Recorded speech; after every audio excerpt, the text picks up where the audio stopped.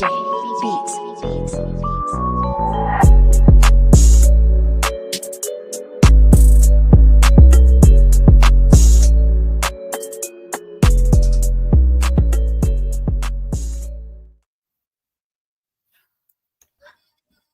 Let them feel what the NFL gonna feel like. Yeah. Ooh, fire tonight. That's that. Ooh, that flame of adversity, that fire of affliction. Ooh, wait, Shalom. We got something tonight. If you righteous, if you on that righteous path, you gotta know what this fire gonna be like, man. You gotta know you're gonna feel it in the righteous way, because we don't want to feel that fire. So I'd rather feel this fire of the righteous path any day, man. How you feeling, brother Shah? You checking some things. Everything smooth over there, fellas? I see y'all popped in there. Yes, sir. All praise to the Most High. So like I stepped away, man. I can't complain though. All praise to the Most High God in these last days, man. Man.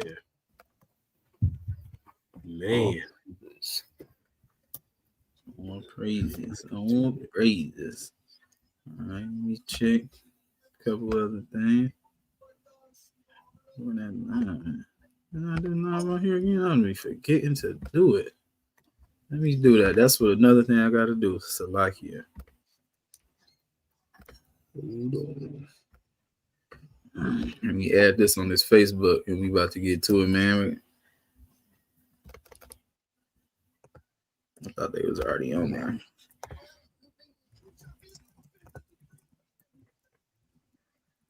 It's a lot going on through the spirit and the community and all over this place. It's a lot going on. Yeah, that's a fact.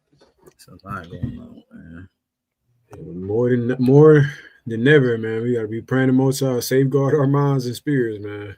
It's like left and right. Yep. Pray fast, and that's the thing about it, man. I was talking to Rib about it, whatever. That praying, don't fast if you ain't trying to get closer to God. It's over. Yeah. Once you do that, stuff gonna be revealed to you, and it ain't no going back. Yeah. It ain't no going back. Like, have you seen Right. The Crow? Some of my people that seen The Crow. If they ever seen that.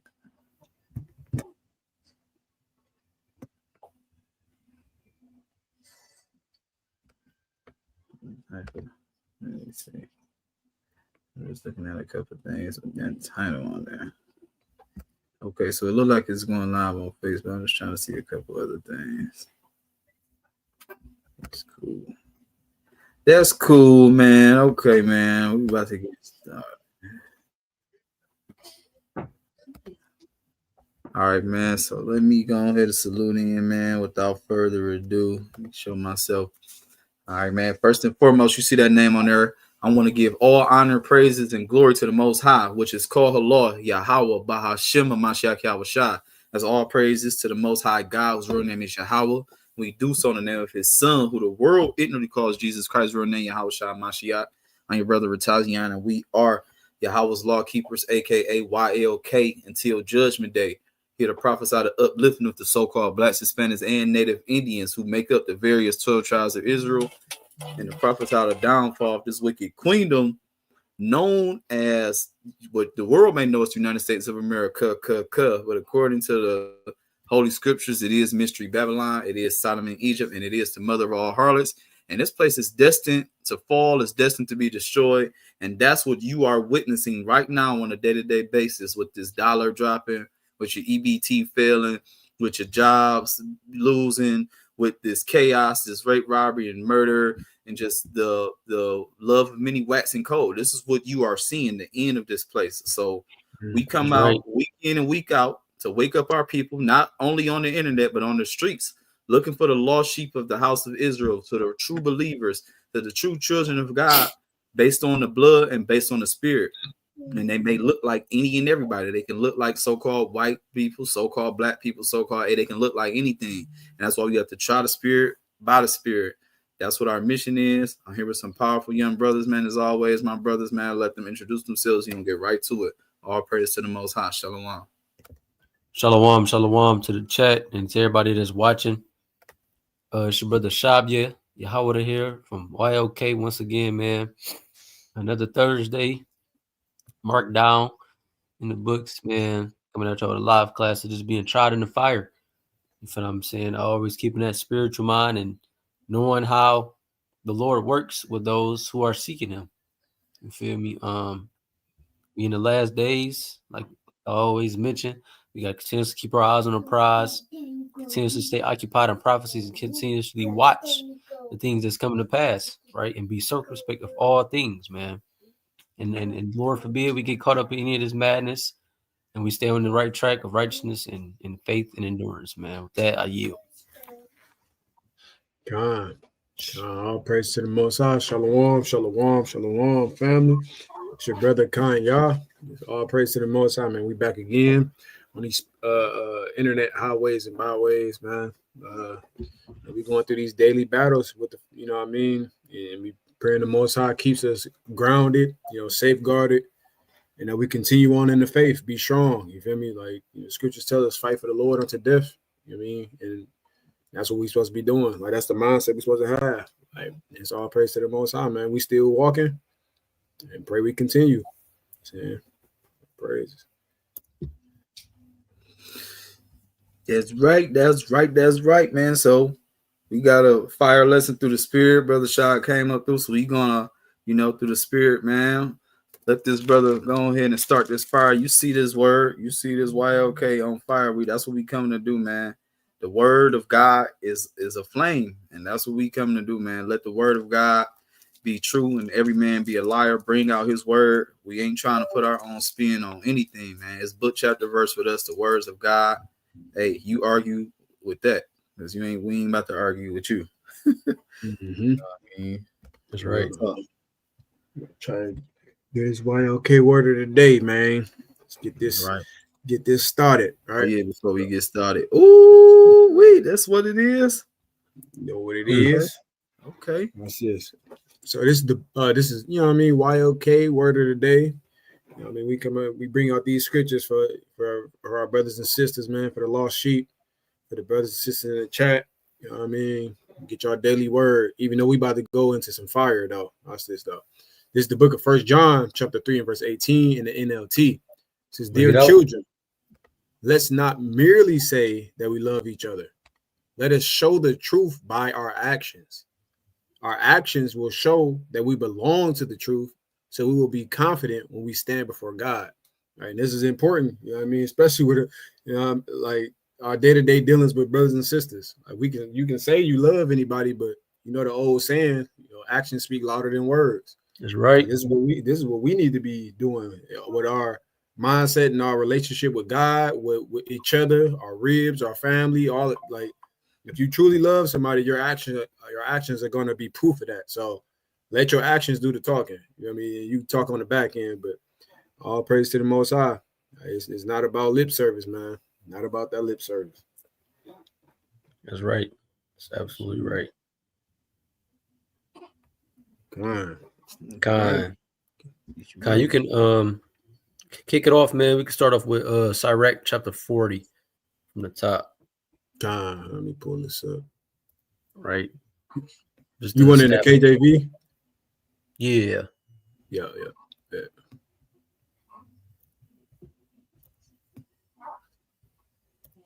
You want to start with the top?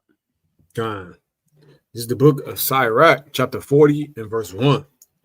"Great travail is created for every man, and a heavy yoke is upon the sons of Adam, from the day that they go out of their mother's womb to the day that they return to the mother of all things." Right. So right here, as we see, even from Adam, great travail is created for every man. Right. Heavy yoke is put on the sons of Adam. Right. We all know that the sons of Adam, that Adam was chosen, and then the sons of Adam goes down to Abraham, to Isaac, and Jacob. Right. Mm-hmm. Because we see this throughout the scriptures. This is why Israel is the most punished, right? because we are that lineage that God has chosen. So he's going to punish us more than he punishes anybody else, right? Just to establish that, grab Amos chapter 3 from the top. I believe it's Amos chapter 3 from the top. Yep. Time. This is the book of Amos, chapter 3 and verse 1. Bring it up. Hear this word that Yahawah have spoken against you, O children of Israel. Oh, who? O children of Israel. Keep going. Against the whole family which I brought up from the land of Egypt, saying, you only have I known of all the families of the earth. Therefore, I will punish you for all your iniquities. Right here. You feel what I'm saying? Right then and there. Point blank, period. You only have I known of all the families of the earth. Therefore, will I punish you for all your iniquities. Right? And this is where we get until the battle of the righteous man.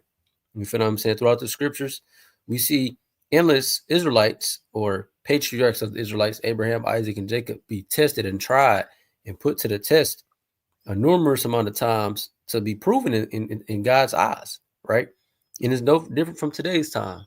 You feel what I'm saying? This is all the same things that's going on as before. You feel what I'm saying? Like everybody always say, history repeats itself, right? And like Ecclesiastes say, there's nothing new under the sun. This is how the Lord proves the people he won't close to him, right? By putting them through trials and tribulations to see how they're going to react, right? And from here, you can grab Psalms chapter 73, right? Because while you're going through trials, you can easily be thrown into the fleshly mind, right? And we see this throughout the scriptures. We see this even with David, or Psalm of Asaph. It's a lot. I thought this was David, but it said Asaph, right? So we can start. You can bring this out. Right. This is the book of Psalms, chapter 73 and verse 1. It says, a psalm of Asaph. Truly, God is good to Israel, even to such as are of a clean heart. But as for me, my feet were almost gone. My steps had well nigh slipped. Let's see why. It says, for I was envious at the foolish when I saw the prosperity of the wicked. Right? Because when you're going through trials and tribulations, you feel what I'm saying? You're trying your hardest to serve the Most High God, right? And you see all of these wicked people being praised and honored above you. You could easily feel some way if you're in the flesh. This is why he said, my feet were almost gone. My steps had well nigh slipped, right? He caught himself. And this is that battle. You feel what I'm saying? We have to continuously catch ourselves while we're in this fire, to continuously purify ourselves, but not burn ourselves up. You feel what I'm saying? Let's keep going. For there are no bands in their death, but their strength is firm. They are not in trouble as other men, neither are they plagued like other men. Therefore, pride compasseth them about as a chain, violence covereth them as a garment. Their eyes stand out with fatness, and they have more than heart could wish. Wow. Since they are corrupt and speak wickedly concerning oppression, they speak lawfully. Since they set their mouth against the heavens, and their tongue walketh through the earth. Therefore, his people return hither, and waters of a full cup are wrung out to them. And they say, how doth God know? And is there knowledge in the Most High? Behold, these are the ungodly who prosper in the world. They increase in riches. Right. So right there, these are the ungodly. You feel what I'm saying? Asaph is clearly saying, you feel what I'm saying? Like, he's basically being envious of these people. You feel what I'm saying? In ignorance, of course, not knowing that we all know that the outcome of a sinner. I believe it said that in Sirach. You feel what I'm saying? It says, envy not a sinner. I think that's 11 and 5. That's a lot. Give me like 2 seconds. I think I was taking 1 and 5. Oh, that's no, that's good. Grab 9 and 11. Sirach 9 and 11 real quick. God. Right? Because this is how we supposed to apply the wisdom. Yeah. You know what I'm saying? You can bring it out. Yeah. This is the book of Sirach, chapter 9 and verse 11. Envy not the glory of a sinner, Envy for thou not what? knowest the glory of a sinner. Don't envy or don't want the things that sinners do. You feel what I'm saying? Don't be like, man, I wish I could be like him, or well, I'm not like him, man. Lord, don't start doing that. You feel what I'm saying? Because this is the way that you're being led in the flesh, all because you're being tried to the fire.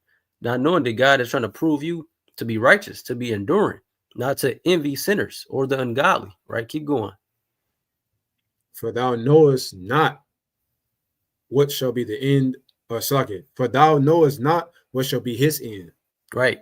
You don't know what his end gonna be. You feel what I'm saying? One day he could be balling, the next day he could be in a damn hospital, or they got slid on by his ops, or all type of stuff. They popped a damn a fake pill or something like that. Damn. You feel what I mean? Because this is the life of sinners. Right? Keep going. God says, delight not in the thing that the ungodly have pleasure in.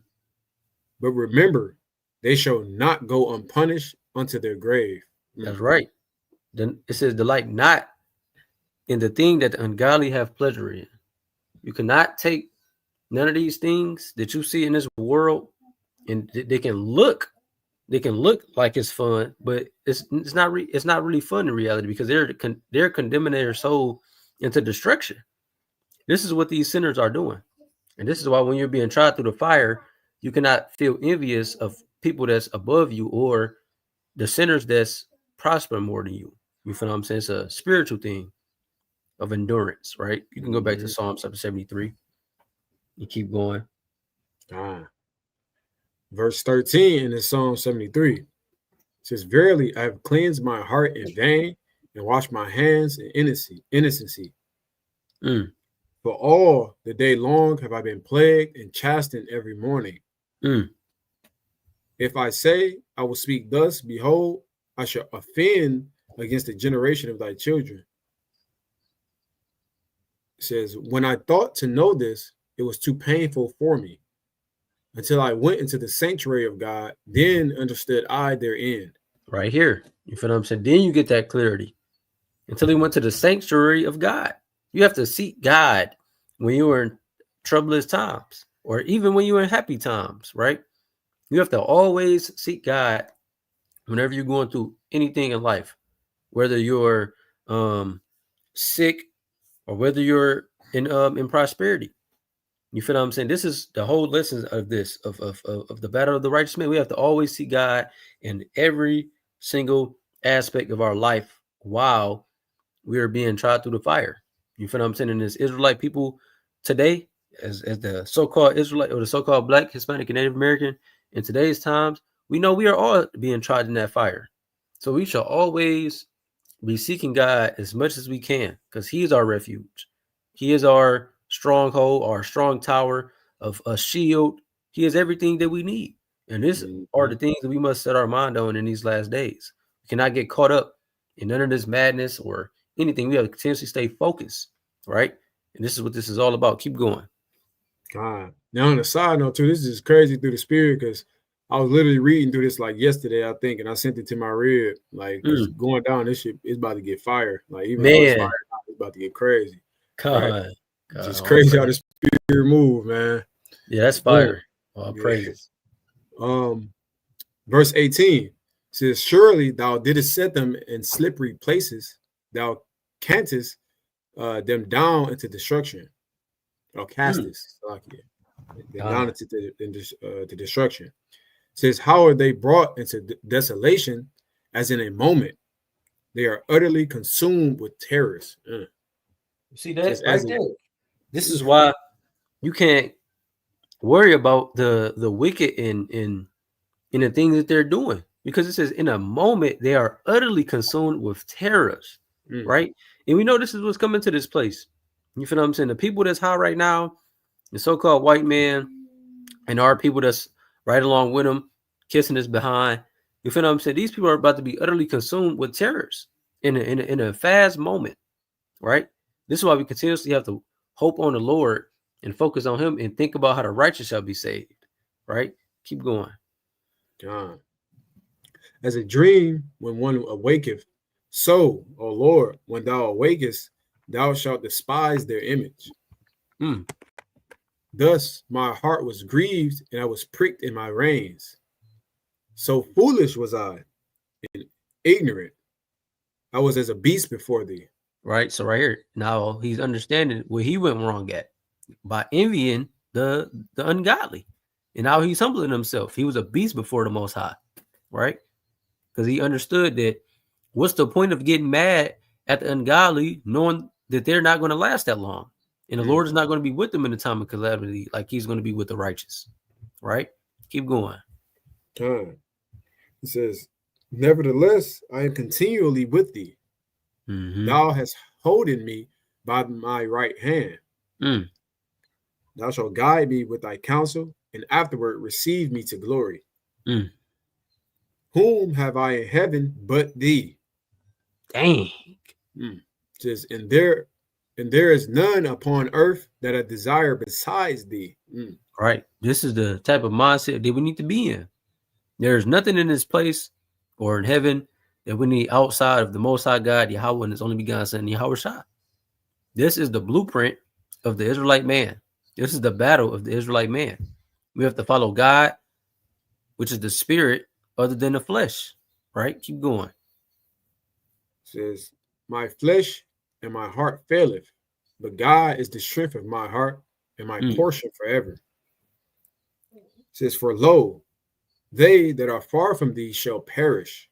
Dang. That has destroyed all of them that go a whoring from thee. Mm-hmm. That's talking about our people. You feel what I'm saying? Everybody that go a whoring to these other gods or start serving all these other deities and worshiping things that God despises, which is everything besides him, they're going to be destroyed. Right? And this is part of prophecy. Anybody that don't come to serve the Lord, God, Yahawah, will be slain. That's right. This is what it is. You feel what I'm saying? Keep going. We'll finish it out. It says, but it is good for me to draw near to God. I have put my trust in Yahawah power, that I may declare all of thy works. Right. It is good for me, which is every single Israelite. It is good for every single Israelite for us to draw near to God, right? Especially right now in these last days. We got to pick up our cross and draw near to God day in and day out, because we don't know when this place could end. You feel what I'm saying? These things can happen in the blink of an eye. And people was worried about Paul, or people worried about breakdowns. You feel what I'm saying? People always trying to put a damn time limit on it. Yeah, people could say it can last longer, but it can end faster. What about that side of the spectrum? You feel what I'm saying? People don't think like that. People always want to put it off, but no, the Lord said he goes shorten them days. And this is the things that we have to be focused on. We cannot rely on things that is earth. It's vanity. These things don't mean nothing, man. And what mean the most is waking up our people. You feel what I'm saying? Teaching this truth and going out to these highways and byways. Right. From here, if y'all want to pitch in, y'all can do it at any time too, man. If y'all got any points on that chapter we just read or anything, y'all can mention it. From here, you can grab Lamentations chapter 3. You can start.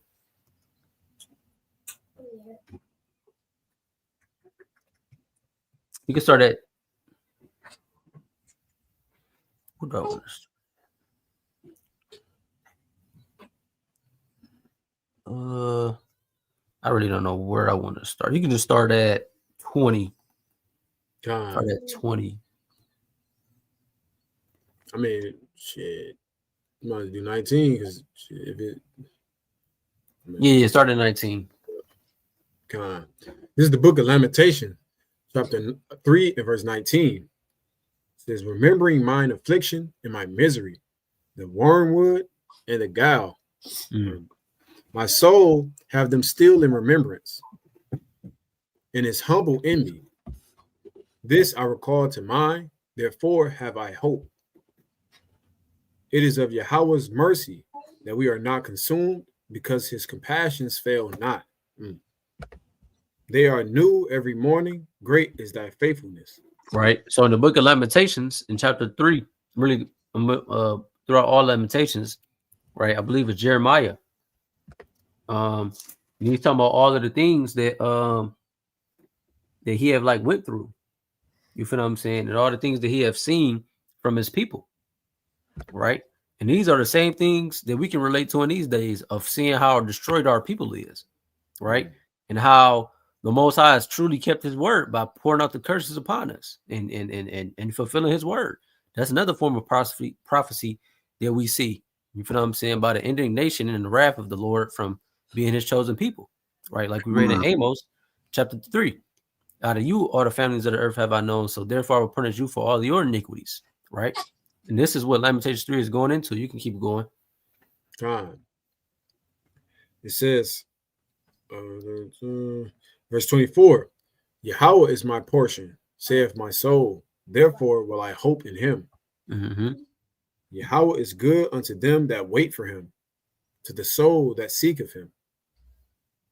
It is good that a man should both hope and quietly wait for the salvation of Yahawah. It is good for a man that he bear the yoke in his youth.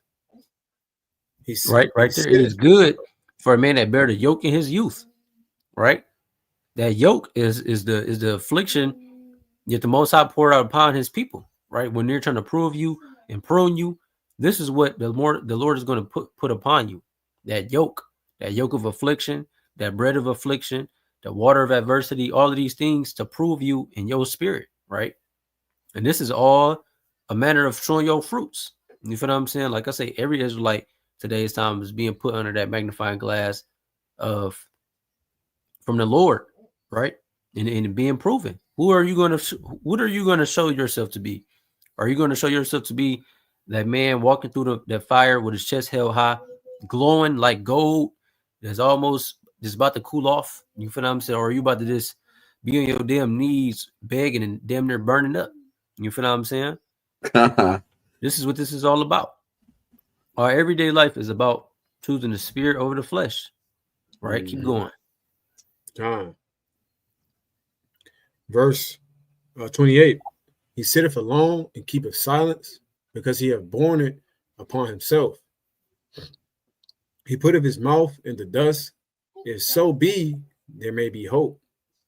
He giveth his cheek to him that smiteth him. He is filled full of reproach. For the Lord will not cast off forever.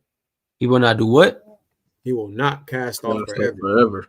Right. So right there, this is what the Lord is doing. He is trying all of us. He will not cast us off. This is a clear-cut example of what he is doing. He is trying us through that fire because he know he won't cast us off, right?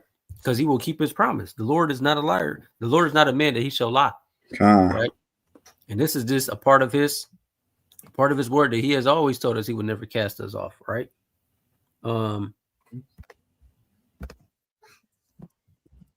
Keep going. It says, but though he caused grief, yet will he have compassion according to the multitude of his mercies. Right. And this is what gives me that faith in that comfort. You feel what I'm saying? Though he caused grief, yet he will have compassion according to the multitude of his mercies. So just as much as his indignation and his wrath is just as much as his mercy is. Right. And these things should warm your heart, knowing how kind-hearted our God truly is, right? Because he could easily destroy all of us. You feel what I'm saying? After all the things that we have done, even since we came out of Egypt, Israel been going to hell off, right? But he has had his multitude of mercies, right? And that's how we know that the Lord is true in his word. You feel what I'm saying? Keep going. For he doth not afflict willingly, nor grieve the children of men. To crush under his feet all the prisoners of the earth, to turn aside the right of a man before his face of the Most High, or before the face of the Most High, to subvert a man in his cause, the Lord approveth not. Who is he that saith, and it cometh to pass when the Lord commandeth it not? Right there. And this is going into this showing how sovereign the Most High God is, right? He's going to do whatever he wants to do. Who is he that said it cometh to pass when the Lord commanded it not? Who is that man? Right? Keep going. It says, out of the mouth of the Most High proceedeth not evil and good. Right there. You feel what I'm saying? It's a rhetorical question. out of the mouth of the Most High proceedeth not evil and good? This is a question to the damn Christians. When they say God is all loving or God is all good or this, that, and the third. Mm-hmm. Both of these, evil and good, proceeds out of the Most High's mouth, right? At his command, right? Keep going. Wherefore doth a living man complain, a man for the punishment of his sins? How does a living man complain for the punishments of his sins? Right? Because we all know what we're here for as a so-called Black, Hispanic, and Native American. We're here because our ancestors disobeyed God, right? So we can't complain. We got to take these things to the cheek and understand the Lord is trying us as he has tried our fathers before. But we must overcome, just like our forefathers throughout the scriptures have overcame, right? Job, Abraham, Yahawah, Daniel. You feel what I'm saying? All of these powerful brothers we look back to, and we have to hearken on to these people in their testimonies, in their trials, right? Because we can 100% relate to them, man. Right? Keep going. And these next few verses, this is the things that we need to be doing in these last days, right? Bring it out. Yeah, verse 40. Let us search and try our ways and turn again to Yahawah. Let us lift up our heart with our hands unto God in the heavens. Right. Let us praise the Most High God. Let us search our ways. Let us search and try our ways. Right. Didn't David say that? He said, I think Psalm 119 or something like that. He said, try me, or it says, search my heart or something like that. Yeah, search my heart. We must do the same thing, right? Keep going. We have transgressed and have rebelled. Thou hast not pardoned. All right, that's probably that's it on that, right? Just showing us what we must do. You feel what I'm saying? While we are going through these trials and tribulations, while the Lord is punishing us for our sins, we must search our ways, search and try our ways, and turn again to the Most High God Yahawah and His only begotten Son, and pray, right, with our whole heart and our hands unto God in the heavens, right? I got a few more. We're at Psalm 94, right? These are the things that we must do. Let me see. We can grab 12. Get in the NLT, Bible Shop. God. This is the book of Psalms, chapter 94, and verse 12 in the NLT. It says, joyful are those you discipline, Yahawah. Joyful are who? Those you discipline. Joyful are those you discipline. Joyful, right? Because I believe it's in Proverbs, right? It's better to be rebuked because now you can receive correction, right? So we know when we going through some things, we need to correct ourselves, right? And it should be a joyful thing because that's how the Most High shows that He cares for you, right? That's that Hebrews 12, right? Those He chasteneth, He treated as sons. Yeah, right. exactly. Keep going. Those you teach with your instructions. You give them relief from troubled times until a pit is dug to capture the wicked. Right. You give them relief from troubled times. Right. This is this sounds like where it say then Christ said it in Revelations 3, He shall keep them from the hour of temptation. You know what I'm saying? Relief. This is what we should be looking for, right? Is there more on that? I don't think that's probably it on that. Yeah, that's probably it. From there, you can just grab Job 5 and 17. Right. Because this is what this is about, man. We cannot despise chastening. Yeah, chastening. We cannot despise the chastening of God, man. This is a beautiful thing, even though it may seem grievous, right? Like you say in Hebrews, I'm pretty sure one of my brothers got that pulled up.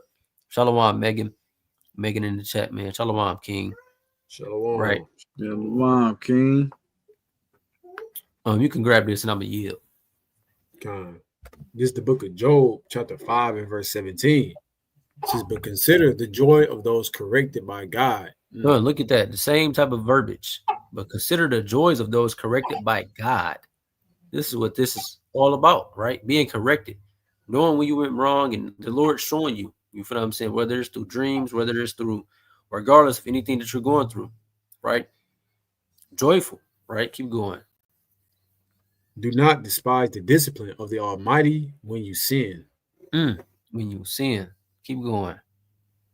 For though he wounds, he also bandages.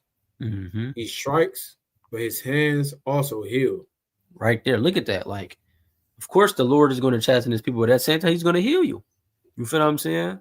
It's just a beautiful sight to see, man. You feel what I'm saying? Like, and it's so relatable. You feel what I'm saying? Because us growing up with our fathers, we understood that our fathers would probably get on you, but at the same time, he'll buy you some Jordans or something. You feel what I'm saying? He'll buy you a new bike. You feel what I'm saying? And you'll be good. You feel me? That's just how that relationship feels with our God, man. That's how we got to look at it. You feel what I'm saying? Keep going. From 6 disasters, he will rescue you. Even in the 7th, he will keep you from evil. Right. That 7th, that number of perfection. And this is the 7th captivity we in. You feel what I'm saying? This is just spiritual, man. Keep going.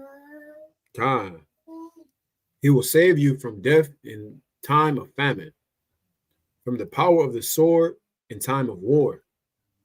You will be safe from slander and have no fear when destruction comes. You will have no fear when destruction comes because you know whose side you on. Because you have already been tried through that fire in that fiery furnace of affliction and all the trials and tribulations that the Lord has sent your way.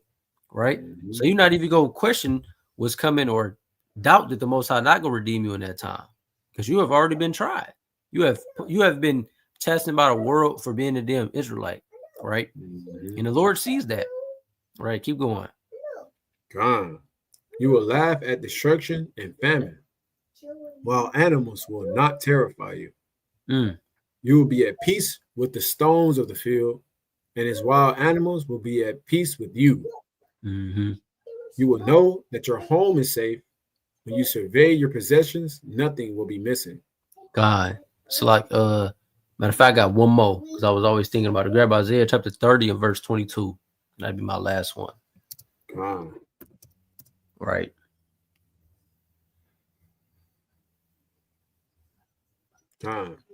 Wait. Book guys. You in KJV? Is it 20? I think it's 20.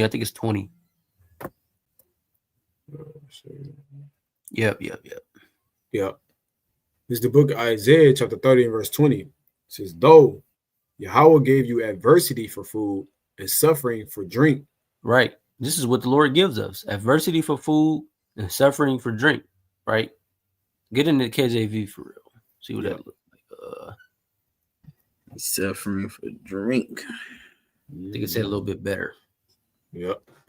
It says, and though Yahawah give you the bread of adversity and the water of affliction. Right there. Right. Though the Lord give you the bread of adversity and the water of affliction. This is how the Lord purges his people. Right. By hard times. By showing you who you are. By seeing how your fruits are. And seeing how you react. You feel what I'm saying? And this is why we have to be mindful of the things that we're going through and always prevail to seek the Lord. Right? You can finish it out. Says, yet shall not thy teachers be removed into a corner anymore, but thine eyes shall see thy teachers. That's right. That's right. And with that, man, Lord willing, the few precepts I brought out was edifying, man. Lord willing, you feel me? We continuously endure throughout the trials of this wicked queendom of Shedom. You feel what I'm saying? And Lord willing, we be at that number that can see the destruction in a redemption of Israel and the second coming of Hamashayac Yahawah, man. With that, I yield. All praise to the Most High.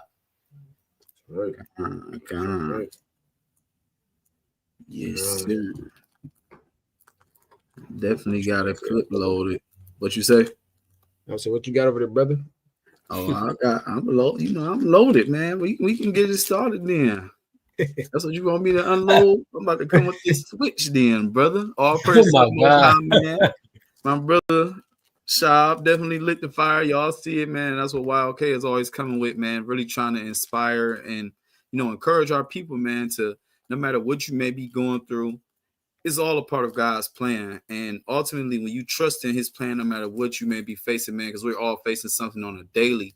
And it's like it could be a little bunch of small little ticks, but you got to think those small chips, they can add up over time, right? And You know, it can be overwhelming in this place. This place, the spirit of this place, the vibration that's going on, dealing with all these random energies, all of that can be draining. And that's why we have to really focus on God and ultimately doing the right thing. We have to be different than everybody else in this place, because all these people are succumbing to the attitudes and the vibrations of this damn beast system. And this place has to be destroyed. And there's going to be a lot of people that have to go that we love with this, right? And we don't want any of you that's listening that can have the wisdom, knowledge, and understanding to go with it. And we're not trying to go ourselves. So at the same time, we're telling you this, it is resonating with our spirits. And we're not only, you know, just hearing the word, but we're trying to apply the word to our life every day. That's right. That's so right. I kind of want to pick off where you left off. I had a different start, but when you said, I'm like, dang, like, you know what? So let's get Proverbs chapter 3. I just need verse 11 and 12. You can get this in the KJV, because ultimately that's what the Lord is doing. When he's doing something to you, unless you just deserve all the hell that you get in, and like, it's either one. If you know that you're a good person internally, because the spirit is going to bear witness your heart. And that's why even David said, try my heart. So when the Most High is really doing something to somebody and you know you're a good person and you like, man, stuff is just getting on you, it's God refining you. He's chastising you because he loves you, right? Otherwise, your ass needs to make a lifestyle change because he's trying to get your attention. It's only one of the two, right? But if you know who you are, you know when you're supposed to change, you know if you're doing something what you're not supposed to be doing, because we all have a moral compass inside. Like, you know something you're not supposed to do. And that's why even when it comes to like sins, like, I'm gonna give you an example. Like, people try to do this prideful stuff when it comes to like homosexuality, right? Now, but think about it. Why were they in the closet before and stuff like that? Because you know, inside they knew it was wrong. Because why be in the closet if you just feel like this is who you are and all this other stuff? You know it's wrong, right? Yep. So we're just gonna start with this. Let me get verse 11 and 12, Baba Kushah. This is the book of Proverbs, Proverbs chapter 3, verse 11. My son, despise not the chastening of Yahawah, neither be weary of his correction. For whom Yahawah loveth, he correcteth, even as a father, even as the father the son in whom he delighteth. Yeah, so we have to understand that if anybody is trying to tell you, especially, you know, Yahawah, you got to think, it said he's comparing it even as a father and the son whom he delighteth. So like, if you're a parent, you're going to make sure that your people or anybody around you, man, I'm going to be accountable for my brothers. It's, you know what I mean? All of that. Anybody that's around me, if I see something in error, it could just be something small. You could be in the gym like, no, you ain't doing that right, bro. Or you got to do this, this, and that. Or you shouldn't be doing that. Like, bro, this is the wrong way to do it. Like, and vice versa. If you see me doing something wrong, like, I'm not against, you know, correction and wisdom, because ultimately I know it's love. And that means somebody wants me to be better. Or rather, like, let me be ignorant or in sin. Like, you don't care about me. All right. So it says, don't despise it because it's love. And I'm going to like emphasize this even more. That's why I started here, and I know Shab mentioned it. So let's go to Hebrews chapter 12, right? But let's get this in the NLT. I like the way the NLT words this. And start at verse 3, Baba Kushah. This is the book of Hebrews chapter 12 and verse 3 in the NLT. Think of all the hostility he endured from sinful people. Then you won't become weary and give up. Talking about our Lord, right? He endured a lot of this stuff from these sinful people, right? Don't give up. Don't be weary. Because what? Keep going. Since after all, you have not yet given your lives in your struggle against sin. And you have forgotten the encouraging words God spoke to you as his children. Oh, it's like, and have you forgotten the encouraging words God spoke to you as his children? Look, these encouraging words right from Proverbs. Look what it say. Says, he said, my child, don't make light of Yahawah's discipline, and don't give up when he corrects you. Yeah, don't give up. Now, what's the reason? Because we just showed you, he said it a little before, but now he's going to break it down even more. Just for Yahawah disciplines those he loves, and he punishes each one he accepts as his child. As you endure this divine discipline, remember that God, what is it called? What is it though that he's doing? The divine discipline. All right. It says, remember that God is treating you as his own children. Whoever heard of a child who is never disciplined by his father? Yeah, if your father never tried to correct you on the right path, your father don't love you. Says verse 8, if God doesn't discipline you as he does all his children, it means you are illegitimate and are not really his children at all. Yeah, you are a damn castaway. You are a damn bastard child. He don't deal with you. He don't want to deal with you. Yep. Says verse 9, since we respected our earthly fathers who disciplined us, shouldn't we submit even more to the discipline of the Father of our spirits and live forever? God, keep going, keep going. Verse 10, for our earthly fathers disciplined us for a few years, doing the best they knew how. But God's discipline is always good for us, so that we might share in his holiness. Yeah, because look, your earthly parents could probably discipline you for something that you might not necessarily need to be disciplined for. You know what I mean? But God, like you said, is always good because he see the big picture, right? Right. We can keep, you finish at verse 11. Verse 11, no discipline is enjoyable while it is happening. It's painful. But afterward, there will be a peaceful harvest of right living for those who are trained in this way. That's fire. I had to drop this link for Shab. He said his Wi-Fi went out. Shab, if you were in there, hope you see it. I'll drop the link for you, brother.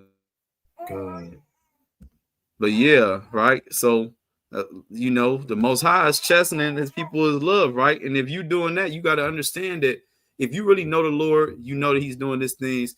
The best thing that you can do is call on him and trust in him, because if you see that he's doing that to you and you're one of his children, just imagine what you think he's going to do if you could scheme against the Lord, or if you're one of his enemies or anything like that. You got to think about it. It's always the opposite end of the spectrum, right? But the people that trust in him, he tells us many times, these people are going to be blessed. They're going to have everything they need. They're going to do this. And you see vice versa, right? So I just want to get kind of on these points and just to show that, you know, suffering is a part of it, but if you trust in him, it's always going to work out, right?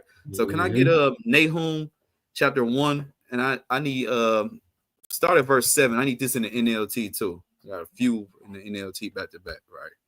God. This is the book of Nahum, chapter 1 and verse 7 in the NLT. Yahawah is good, a strong refuge when trouble comes.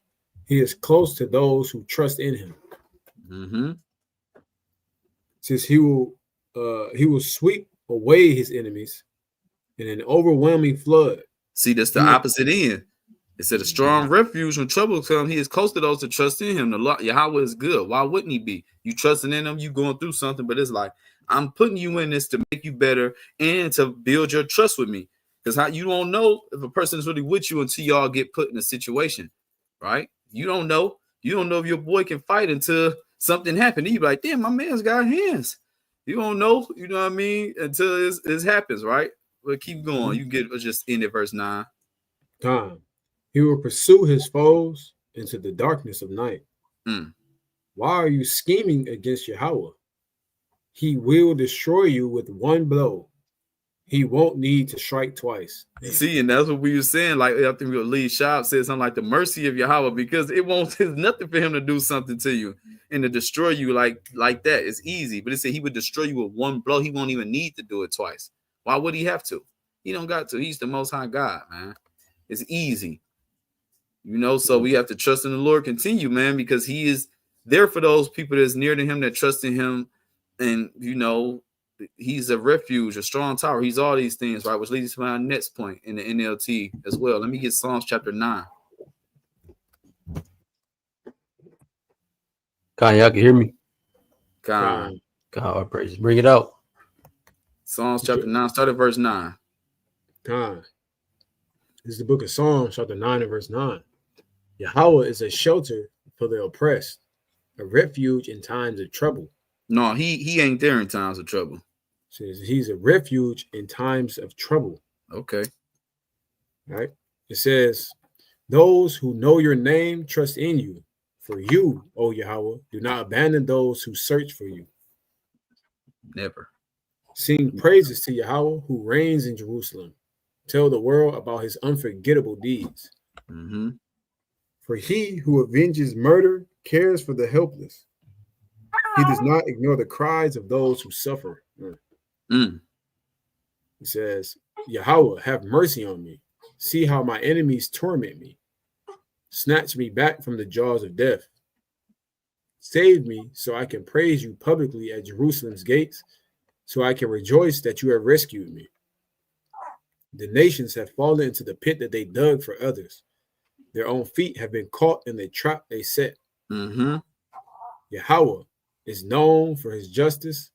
The wicked are trapped by their own deeds. Yeah, and that's really it. That's where I want you to say you could really stop there, right? So the point is, those that always trust in the Lord, but the opposite end, you know, they know what they have coming to them. It's not going to make it. And it's this like when the Most High put you in a situation, if you really like, you really don't have a choice. Why not trust in him? But you don't have a choice anyway. It's like he put you in the rock, between the rock and the hard place, where it's like, where are you going to turn? You are a complete idiot if you don't look up.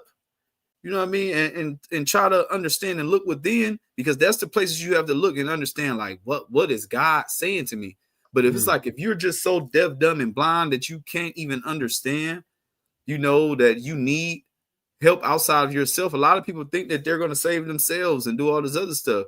They don't understand that this is all divinity that's really going on. This is divine nature, is power, is wonderful things is going on through the spirit. And this is God's movie. This is his movie. This is his will. Like, there's nothing you can do about it. And if you don't call on him, ultimately, you know, he has to put that on your spirit. But you have to think from our scope of things.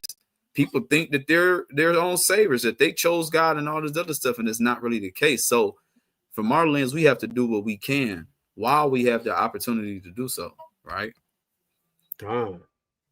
Let me get Proverbs chapter 18. You can start at verse 10. You get that in the KJV.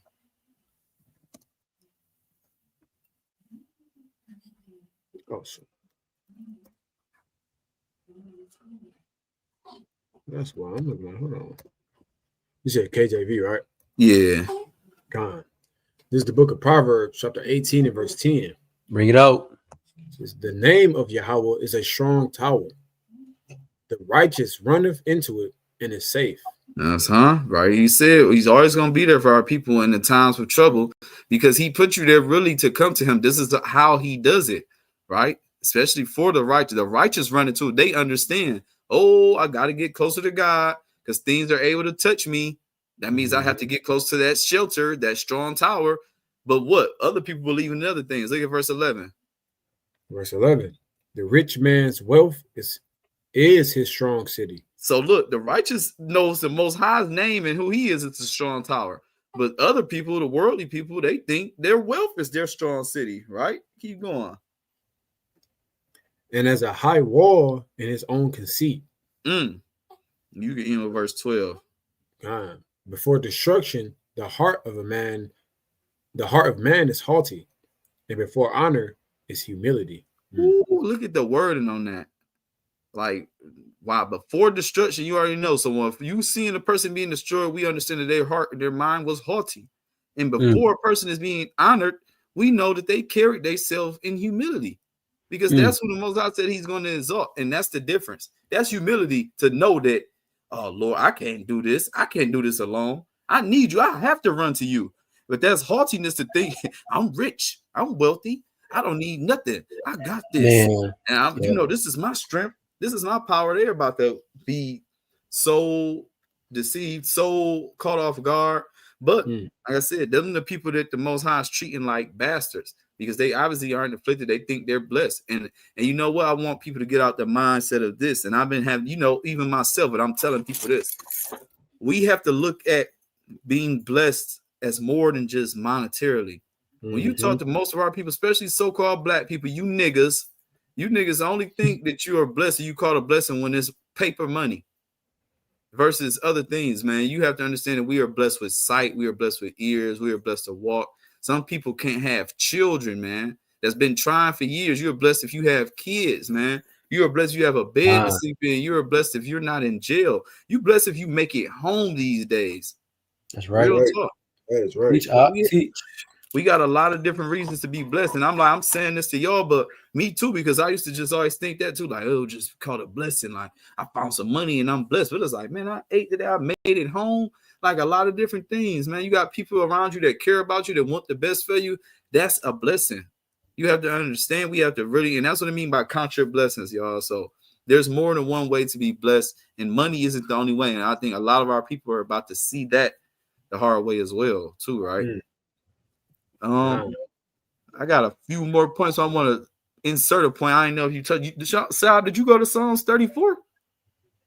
Lie. No. We got to bring that out. God. Let's go to Psalms 34. Start at verse 4. Start at verse 4. We're going to get a little bit on it. We're going to jump around a little bit. This stuff has got to be seen.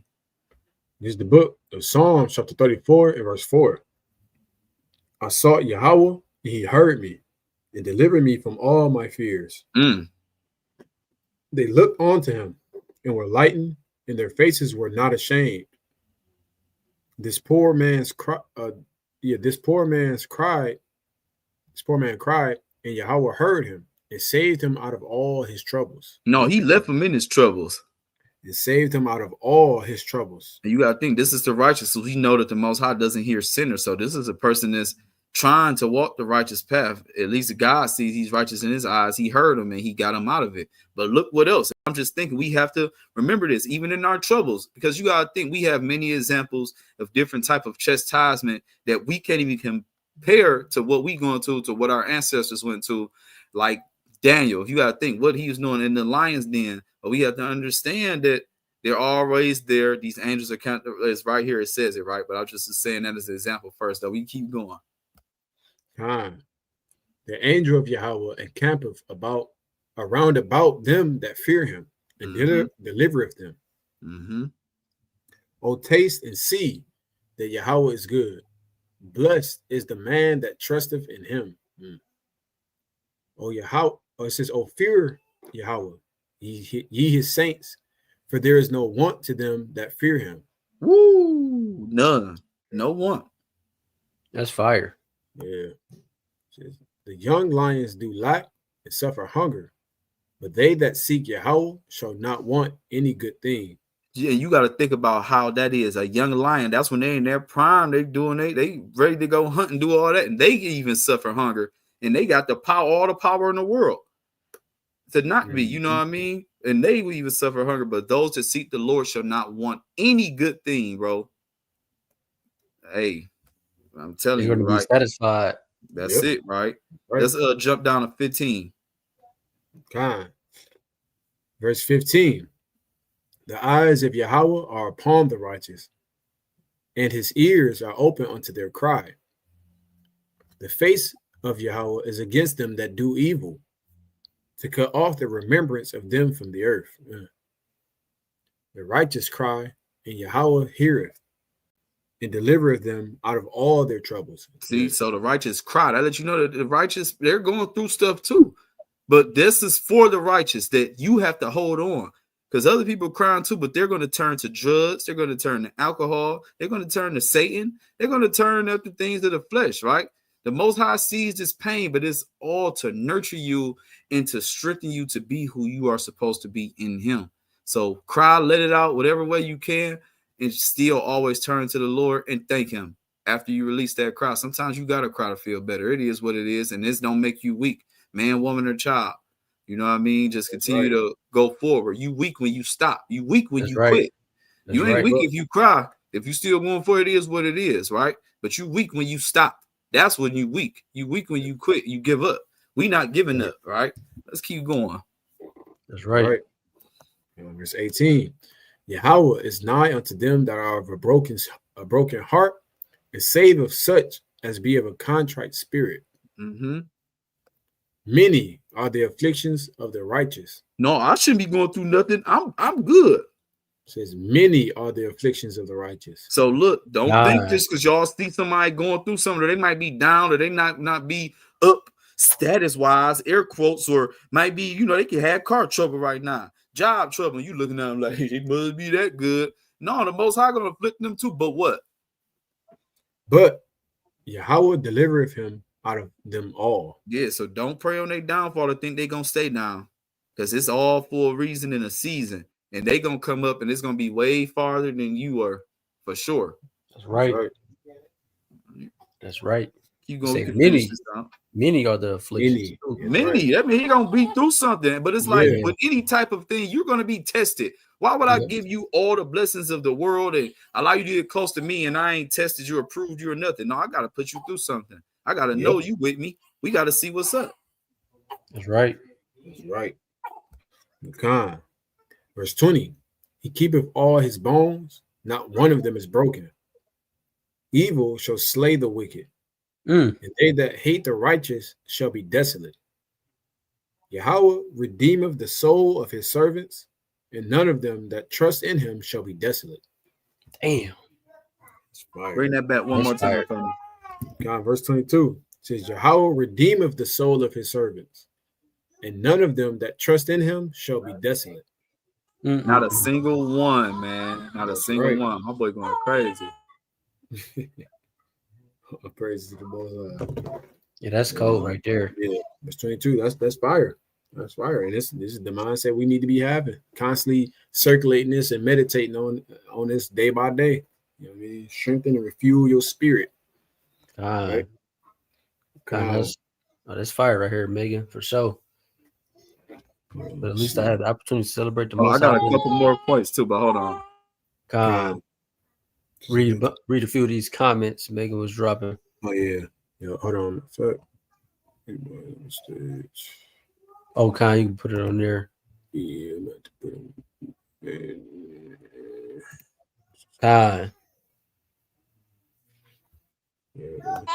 it on. On the computer. Do you see this? All right, look. Can I get a Jeremiah chapter 17, Baba Kusha? Jeremiah 17. Yeah, chill out, man. We trying to teach, don't you see? Yeah. Yep. And get started verse 7. I just need 7 and 8. Because this is what we have to do. Like, we going through some of the righteous people going to trust in them, but we have to do this, bro. This is what comes with it. And look at all the benefits, right? Let's bring it. God, bring it out. This is the book of Jeremiah, chapter 17 and verse 7. Bring it out. Blessed is the man that trusteth in Yahawah, in whose hope Yahawah is.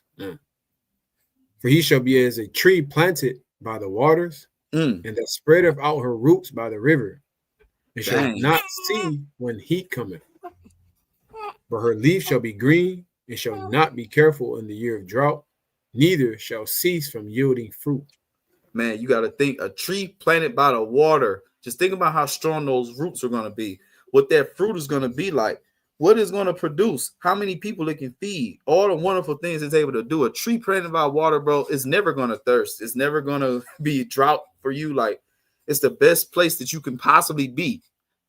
You know what I mean? There's no better place to be. That's literally like under the shadow of the Almighty. It's in this perfection for real, bro. Perfection, right?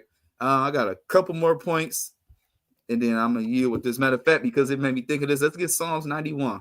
Gotta get Psalms 91, and I got 2 more sections after this. Darn. I'm starting from the top. Yeah, start from the top, man. It's like one of my favorite songs. Yep. This is the book of Psalms, chapter 91 and verse 1. He that dwelleth in the secret place of the Most High shall abide under the shadow of the Almighty. I will say of Yahawah, he is my refuge and my fortress, my God, in him will I trust. And everything you see, that refuge, that fortress, that's like a bunker. You got to trust in the Most High no matter where you are, right? Keep going. Says, surely he shall deliver thee from the snare of the fowler and from the noisome pestilence. He shall cover thee with his feathers, and under his wings shalt thou trust. His truth shall be thy shield and buckler. Thou shalt not be afraid for the terror by night, nor for the arrow that flieth by day, nor for the pestilence that walketh in darkness, nor for the destruction that wasteth at noonday. 1,000 shall fall at thy side, and 10,000 at thy right hand, but it shall not come nigh thee. Only with thine eyes shalt thou behold and see the reward of the wicked. Yeah, so all these things are happening around you to people, but the Most High is still keeping you covered, because ultimately it's the trust. It's the trust in that faith in him and knowing that he has your best interest. Look at all these different things that's happening. This is something that everybody needs to read all the time. This needs to be in your clip. Psalms 91. All right, keep going. Right. because thou hast made Yahawah, which is my refuge, even the Most High, my habitation. There shall no evil befall thee, neither shall any plague come nigh thy dwelling. For he shall give his angels charge over thee, to keep thee in all thy ways.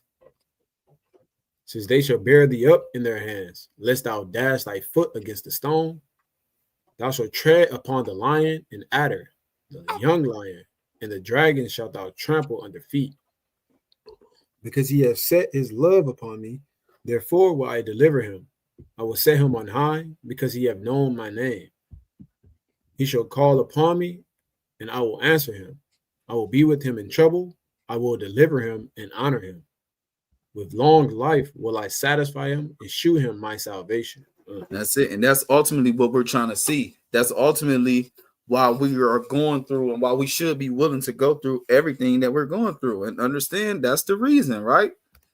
It is what it is. This is what we have to do. And ultimately, Yahawah did the ultimate sacrifice for us. So what are we, our little sufferings, you know, can't even compare to them, because he haven't asked any of us to really lay down our lives and just think, would you be willing to, if the Most High asked you personally? You're like, well, I'm still gonna do this, and I got plans. I didn't, you know, all this other stuff. It's like it'll be every excuse in the world. So, you know, whatever our light affliction, this is a light affliction, man. But and you know, we can have troubles, but the Most High is with us. We are not distressed. We are not perplexed. That's leading me to my next point, man. Let me get 2 Corinthians chapter 4. And I got one more after this. 2 Corinthians chapter 4, and let's start at verse 5. This KJV too. Con. This is the book of 2 Corinthians chapter 4 and verse 5. For we preach not ourselves, but Hamashayac Yahawah our Lord, and ourselves your servants for Yahawah's sake. That's right. It says, for God, who commanded the light to shine out of darkness, have shined in our hearts to give the light of the knowledge of the glory of God in the face of Yahawah Hamashiach. Says, but we have this treasure in earthen vessels, that the excellency of the power may be of God and not of us. Because that's what it's come from. It's not us. This is the Most High's power, and he's allowing us to feel it in earthen vessels. Right? Keep going. Says, we are troubled on every side, yet not distressed. We are perplexed, but not in despair. Persecuted, but not forsaken. Cast down, but not destroyed. All of that right there. This is what the state of our people in as a whole. And some of us, you know, in personal, but none of these things, like you said, we're troubled on every side, but still not distressed. Yeah, I think that is that hope and that trust. Like, damn, it's the caving around me, all around me, but I'm not even distressed. We are perplexed, but I'm not in despair. We persecuted for sure, but the Most High has not forsaken us. Our people are cast down, and we still have not been destroyed, bro. That is amazing. That is amazing. For that's real, right? For real. Let's keep going. This is where we are, and that's why that's that hope in the Lord. Verse 10, always bearing about in the body the dying of the Lord Yahawah, that the life also of Yahawah might be made manifest in our bodies. For we which live are always delivered unto death for Yahawah's sake, that the life also of Yahawah might be made manifest in our mortal flesh. So then death worketh in us, but life in you. God, since we are having the same spirit of faith, according as it is written, I believe, and therefore have I spoken. We also believe, and therefore speak, knowing that he which raised up the Lord Yahawah shall raise up us also by Yahawah, and shall present us with you. For all things are for your sakes, that the abundant grace might, through the thanksgiving of many, redound the glory of Yahawah. That's right. It says, for which cause we faint not, but though our outward man perish, yet the inward man is renewed day by day. Fire. Hold on, what? Bring that back again. Bring that back again. Now, verse 16 says, for which cause we faint not, but though our outward man perish, yet the inward man is renewed day by day. Yeah, so there's no point in faking it because you know the old self is being killed, but that new man is being renewed and empowered. Verse 17. For our light affliction, which is but for a moment, worketh for us a far more exceeding and eternal weight of glory. It says, while we look not at the things which are seen, but at the things which are not seen. For the things which are seen are temporal, but the things which are not seen are eternal. And that's the reason why we were doing all that we doing, going through what we supposed to go through for the Most High. That's it. That's right. That's absolutely right. That is absolutely, man. Day by day, renew that inward man, renew the spirit. That's because that outward man, you know what I mean? Like we supposed to resist. I mean, that's sinful nature. We supposed to be resisting it, man. But all praise to the Most High. Did you you said that I got one more, and then we can yield with this. 1 Peter chapter 4, and I yield with that. But I'm just saying that's all to sum it all up. Even though that was a good sum up, I just had one more sum up. We started like verse 12. Yep. This is book of 1 Peter chapter 4 and verse 12. It says, Beloved, thinking not strange concerning the fiery trial which is to try you, as though some strange thing happened unto you. But rejoice, inasmuch as ye are partakers of Christ's suffering, that when his glory shall be revealed, ye may be glad also with exceeding joy. If ye be reproached for the name of Hamashayac, happy are ye, for the spirit of glory and of God resteth upon you. On their part, he is evil spoken of, but on your part, he is glorified. Says, hold on. Get that back. The Most High is being glorified through these type of the actions. Not only glorify him in word, but the actions you gotta see through your part. Yeah, they trying to speak evil, but through your bro, that is powerful for real.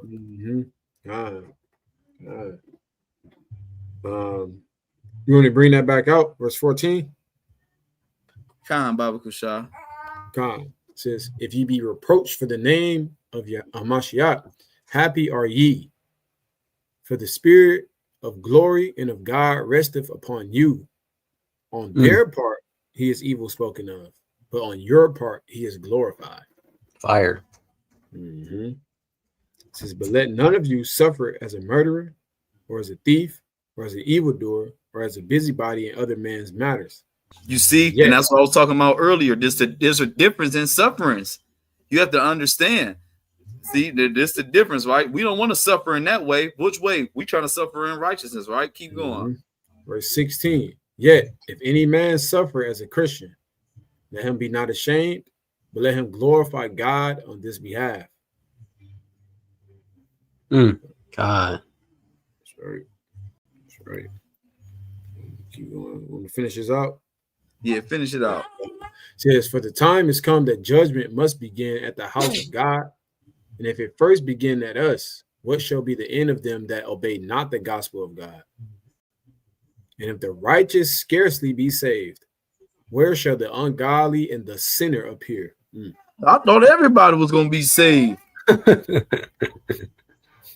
Man. Right. If the righteous scarcely be saved, where should the ungodly and the sinner appear? I'm a sinner. A born again sinner. That's correct. If the righteous is scarcely, y'all know what scarcely means?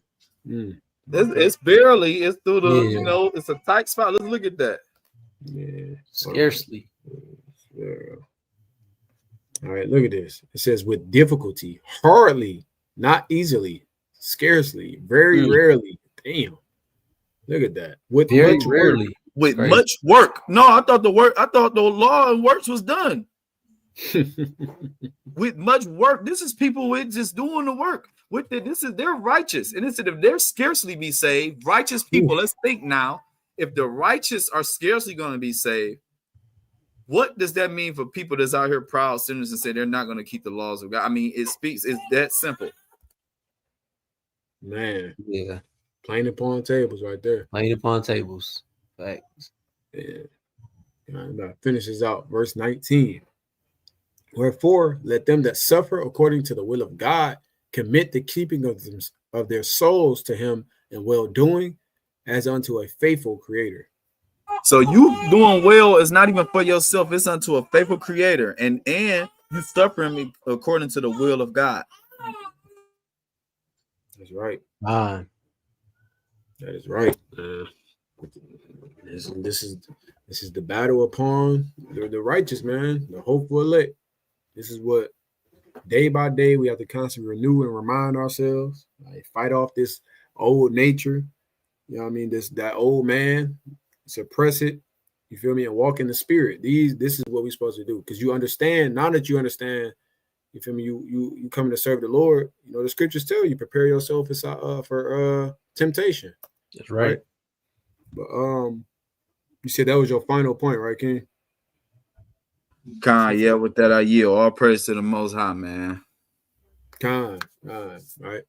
So boom, like the brothers bringing out fire, man. Lord willing, brothers and sisters got their pens and pads out taking these scriptures down, because you feel me, this is what we need in these last days. Keep your spirit renewed, especially when them trials and tribulations, you know, start weighing on you. Like, we understand this is part of the program, but you know, a lot of times it'd be easier said than done. Like you're gonna have to work it out. You're gonna have to go into meditation. You're gonna have to pray and fast and pray the Most High has mercy on you. Pray the Most High builds you up to be better than what you were yesterday. You feel me? So, and pray that you pass these trials and tribulations, that you keep your integrity. This is what we're supposed to be doing, right?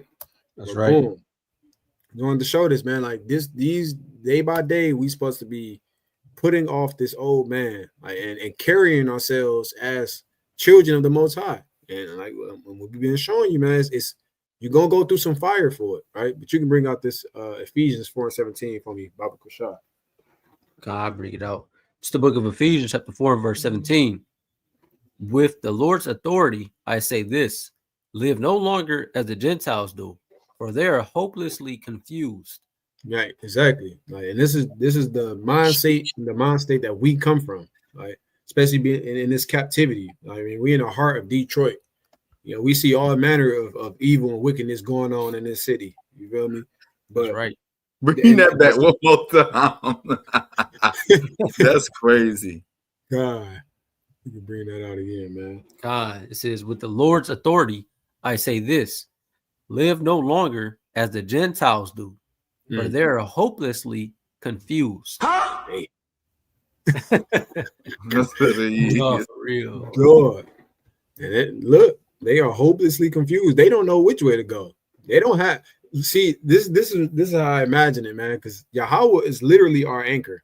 When we going through trials and tribulations, when that storm get tough and the winds getting to blowing, and if you don't have an anchor, if you don't have something grounding you, you're gonna just be tossed to and fro in the storm. You feel me? And then it's ultimately gonna be for your destruction. But if you have Yahawah, you're gonna be anchored. You're gonna have understanding that this storm will pass.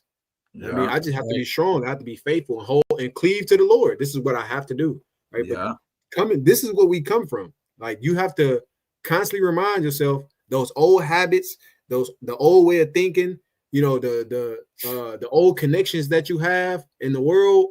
All these things are you have to perish them away. You have to kill them at the end of the day, right? This is what we have to do day by day in this walk, right? But we can keep going. God, verse 18. Their minds are full of darkness. They wander far from the life God gives, because they have closed their minds and hardened their hearts against him. Look at this, man. Look at this, right? Keep going. Verse 19. They have no sense of shame. They live for lustful pleasure and eagerly practice every kind of impurity. Right. Damn. Right. And this is also going into why we're not supposed to be envying the sinner. Right. We're not supposed to be envying in the glory of the sinner, right? Because it appears like they having a time in their life. But look where they're at. They're in darkness. They're confused. They're separated from the Most High. Their hearts are hardened towards the Most High. So what you think they're about to receive? It's not going to be anything good. It's going to be condemnation and judgment. All right. Right. They're living for that lustful pleasure. They're living in the flesh. They're trying to obey and fulfill the lust of the flesh. But we are walking after the spirit. So we have to subject the flesh to the spirit and put off those thoughts, put off those lustful thoughts, because the flesh is going to rile up. Your flesh is going to want you to get angry or want you to get lustful, or it's going to want to do, what's contrary to the spirit. But we have to constantly remind ourselves that's not what I'm here for. You know what I mean? This is not Right. this is not the purpose of a righteous individual. Right? You can keep going. Verse 20. But that isn't you. But that isn't what you learned about Christ. Mm-hmm. Since you have heard about Yahawah and have learned the truth that comes from him, throw off your old sinful nature and your former way of life, which is corrupted by lust and deception. Look at that. It's an old sinful nature. It's the natural state of this captivity, our people in this land. Look at it. Look at what it breeds: wickedness, destruction, lust, disease. You know what I mean? Death. This is all the things that come from this old way of thinking, right? We are trying to be, we are the hopeful elect. We have to put away these old things, right? Because it's nothing but lust, deception, and death, right? Keep going. God. Instead, let the Spirit renew your thoughts and attitudes. Put on your new nature, created to be like God, truly righteous and holy. Right, so exactly. stop telling. No, that was about it on that. God. Right, so 24, right? It says, put on your new nature, right? This is part of that new man. When you come into the truth, come into the knowledge of the truth, understand, I am an Israelite. We are the children of God. We do have to keep the commandments, show true love to our people, love our God, and show and actually show love to God. And when we going through these trials and tribulations, understand everything works for your good. These are trials to build you up in your spirit, that the Most High seeing these little chinks, little kinks. Hey, here, you need help in this area, so I'm going to draw you closer. I'm going to make you have to call on me, because that's literally what it is when you're going through these trials and tribulations. You at your lowest point, you have nothing else but to cleave to the Lord, and then through that you understand, this is my safety, this is my refuge, this is where my trust is supposed to be. Because it's going to, Yahawah is never going to fail, never, right? And if God is holy, righteous, and true, as His children, we have to walk the same way. But but we are in this flesh. The flesh is doing what's contrary to the spirit. So it's that daily battle that you're having. You may think thoughts that you may not want to. You're not supposed to be thinking. You're supposed to check yourself day by day. Check yourself, man. That's right. We can bring this out. We can just read 1 through 3, Baba Kushad. I can get it. This is the book of Ecclesiasticus, or Sirach, chapter 21, from the top. My child. Oh, it's the GNT too. My child, have you sinned? Don't do it again. And pray for forgiveness for what I can't really see. It's the chat. Oh, no, it's just the chat is in the way. For what you have already, Salakia. Okay, it said, don't do it again. There we go. And pray for forgiveness for what you have already done. Avoid sin as if it were a snake. If you get too near, it will sink its teeth into your soul like a lion and destroy you. Damn. Every lawless act leaves an incurable wound, like one left by a double-edged sword. Man. Right. And this, you're supposed to be remembering. Remember. Understand, when your flesh is trying to entice you and go contrary to the spirit, remember, flee from sin. This is going to bring about my destruction. This is going to kill me. Right? It says flee from it as a snake. You're not going to walk up to no snake. Nobody is. You know what I mean? People have true phobias of snake. This is how we're supposed to be treating sin. Right? Stay far from it. Flee from it. Go fast. Pray. Meditate on right things. Go read some scriptures. Get around brothers and sisters like-minded. Feel me? Get around that energy. That's what you're supposed to be doing, but you can't just give in, give up. You're not putting up no fight. You know what I mean? This is gonna lead me to this next point. All right. You can start at this Romans 8 and 5, and you can go down to verse 9. I got you. This is the book of Romans, chapter 8, and I'm going to start at verse 5. Bring it out. For they that are after the flesh do mind the things of the flesh, but they that are after the spirit, the things of the spirit. For to be carnally minded is death, but to be spiritually minded is life and peace. Right. Again, remind yourself that sinful nature, that carnal mind, reject, flee from it. Go be. You got to do something that feeds your spirit, strengthen your spirit, because all this all this captivity is feeding into your flesh, feeding into that lust, feeding into those desires that your sinful nature has, right? But as people pursuing righteousness and trying to live so, you have to be spiritually minded, because that's what's going to bring you life, and that's what's going to bring you that peace. Understanding that no matter what's going on around you, what's happening in your life, it's all for your good. I mean, and it can get hard. It can get, it can get burdensome at some point, because it's, whatever's going on around you, you may not understand, but you have to find that contentment with the Most High. Understand that no matter what he's taking you through, that you have to be spiritual. You have to have that right mind towards God, right? But you can keep going. That's right. Verse 7. Because the carnal mind is enmity against God, for it is not subject to the law of God, neither indeed can be. Hey, I'll just sit there. It's like, and that's for them people that say, we don't got to keep the laws of God, or it's too hard to keep. They don't even understand. That's their spirit speaking. The carnal mind, like, you know what I mean? Because inside you, that's what speaks. Is your mind, your spirit. The carnal mind is against God. It is not subject to the law of God. It can't even be. They don't even understand that that's what the hell they are. Like they're exposing who they are. Yeah, exactly.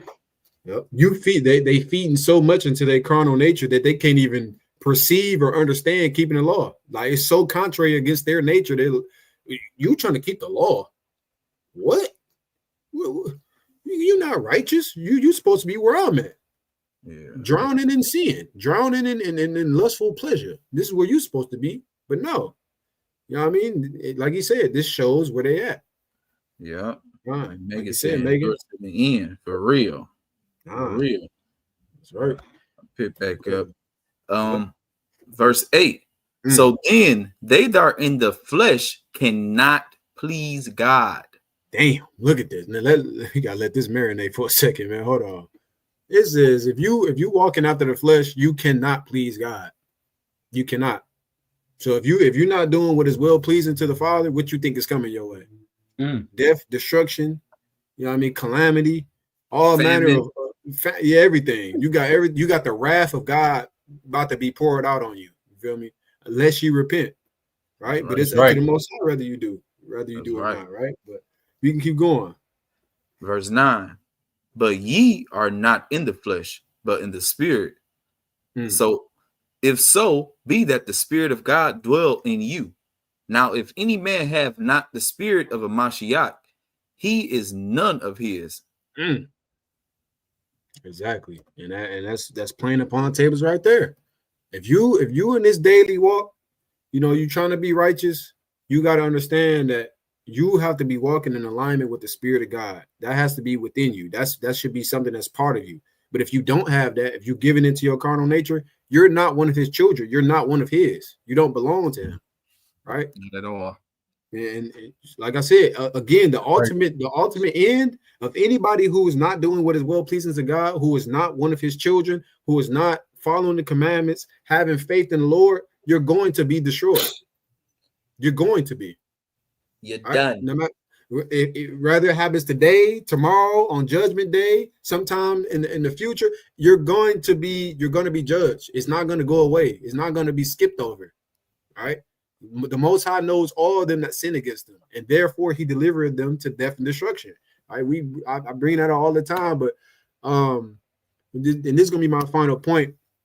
Right, just to have you understand, this is what we need to be thinking on, right? Yeah, we go through these day by day, go through these trials day by day. We trust in the Lord, and when you're going through them, them trying moments, when you fighting off temptation, fighting off that lust, that the sinful nature, remember that the people of this world, that is what they're doing. They're giving into that.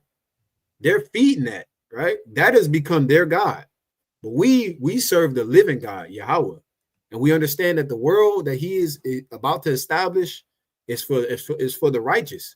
And that's what we are hoping to partake in, right? So you can bring out this 2nd Ezra 8 and just verse 1, Baba Kushah. Actually, hold on. What? Yeah, verse 1 through 3, Baba Kushah. Bring it out. This is the book of 2nd Ezra, chapter 8 from the top. And he answered me, saying, the Most High have made this world for many, but the world to come for few. Again, yep, just like what I was saying. This world is made for many, for the majority. What is the majority doing? Wickedness, sin, all manner of evil, right? But the world to come is for few. That righteousness, where order is set up, the Most High's order is set up, right? That's what we want. The righteous, that righteous man, that's what you should be desiring. We should know we don't want to stay here. This is captivity. This is hell. This is hell. Why would you want to stay here? Man. Right? Keep going. Verse 2. I will tell thee a similitude, Esdras, as when thou addest the earth, it shall say unto thee that it giveth much mold whereof earthen vessels are made, but little dust that gold cometh of. Even so is the course of this present world. Right. There be many created, but few shall be saved. Right. And that analogy is cold because there's an abundance of mud and clay in the earth. Right. And that represents the majority of this world. That represents the bulk, 99.9% of this world. That is the earth. That is the clay and the mud. Right. But the gold, right? You get a little dust and you got to bring that together and put something together with that. You get little nuggets here and there. Right. That is the righteous. It's so few and far between. Right. And that's literally what it is. And it's in verse 3. There be many created, but few shall be saved. Few is going to be a remnant. But that remnant is going to be those who are righteous, following the Lord, doing what is well pleasing in his sight, being, putting off that sinful nature.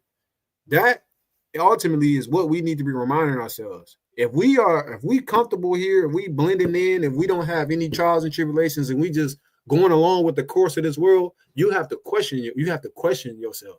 You have to question what's going on around you, because it says many are the afflictions of the righteous. You're going to be going through things because it's the Most High.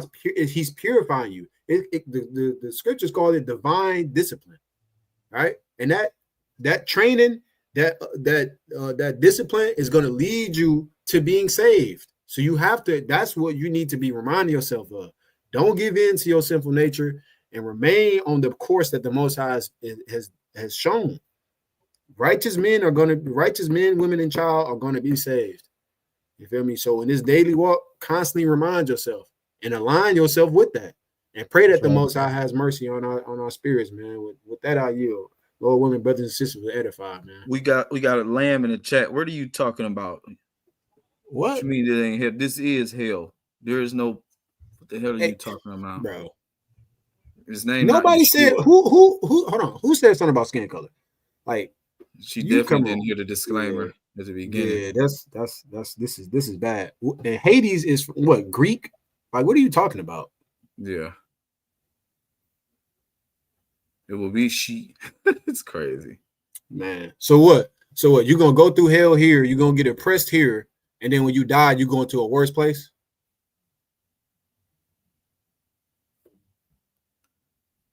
Yeah, you're right. It is here. This is hell. What are you talking about? Okay, what's this? Yep, go to Jonah. What's this? She believe in Christian Catholicism or something. Man.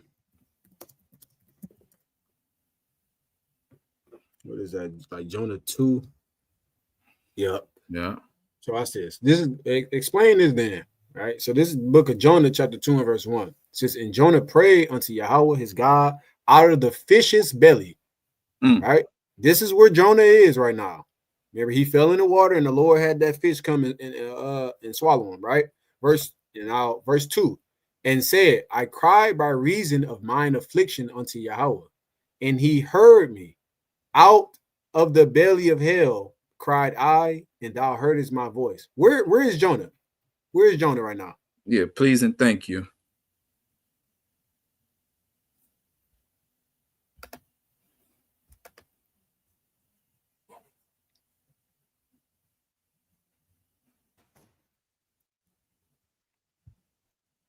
Do, do, do, do, do, do, do, do, do. Man. Yeah. I was wondering why she said that earlier. Check the fruit. These are Hebrew Israelites. Yeah, like what fruit? I don't even know what you're talking about. And then we said that Israel can look like any and everybody. It's not based on skin color. First of all, it's based on the spirit, and your spirit is already showing who you are. Showing. Man. You came in here bearing false witness, false accusations, and with some false ass doctrine. You see that? You see when that Bible come out, no answer. Damn, exactly. Look at Megan through the spirit. Crickets. We need a cricket sound. I need a cricket sound too. I'm about to get that. Like, No, for real. Yikes. yeah, Jonah in Hades right here. He Man, hell in the fish's belly, huh? The fish damn whale got teleported. What? Man. The damn whale got a damn devil with a pitchfork in his belly with this one flaming precept. fire. Hell is always a description. That's the point. Hold on. So where is Jonah right now? Is what yeah, where is Jonah? She just confounded. She just cut herself. Right. Yeah, literally, you fell on your own. You fell on your own sword. Look, this is bad. Not a place. So what is this? Which one is it? Hell is a real place, or is it not a place?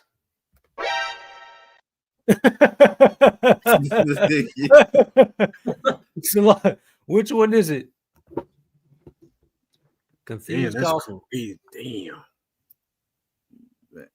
Exactly. Okay, now, so where did he say he was then? She said he was in the belly of the fish. So she cut herself. Right. Yeah, first she said it was a real place. Then she said it's not a real place. Yeah. So which one is it? You have that Revelations 20 as well. What scripture? Show us the scripture. What's the description? Please don't say death and hell was cast into the lake of fire. You have no understanding if that's where you're going. It said it was cast into it. Man. If you cast something into a lake of fire, what happens? Yeah, bring that out.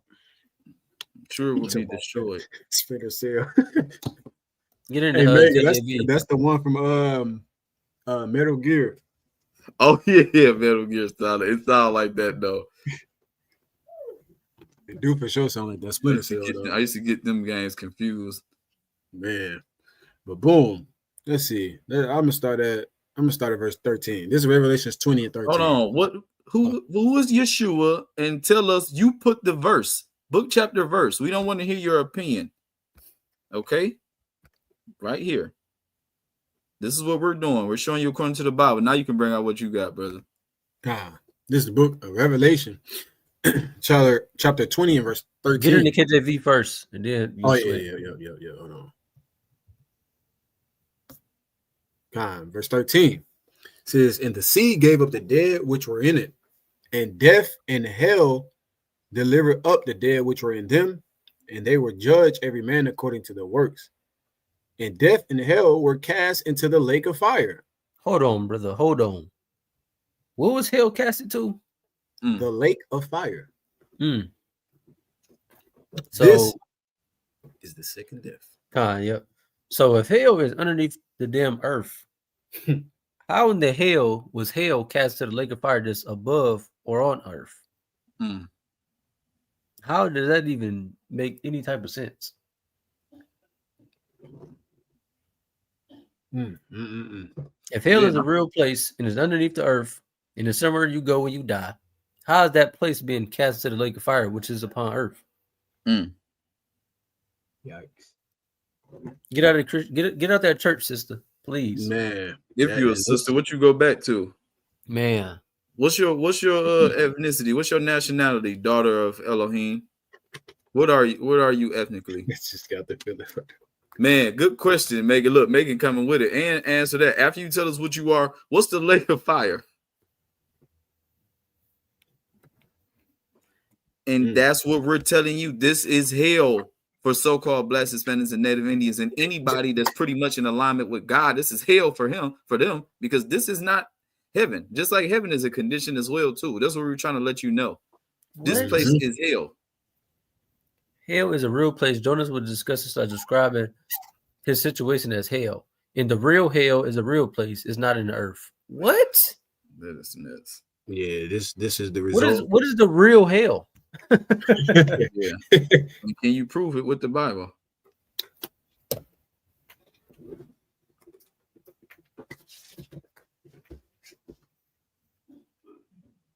That's crazy. This is the result of that indoctrination. Yeah, Megan. Another one bites the dust. Man, you know what? The only real hell besides the condition is the grave. Is where you die. After the judgment. Okay, let's watch this. You know where to go. Yep. What happened? Yep. But you said after the judgment, huh? Yeah. Why did though?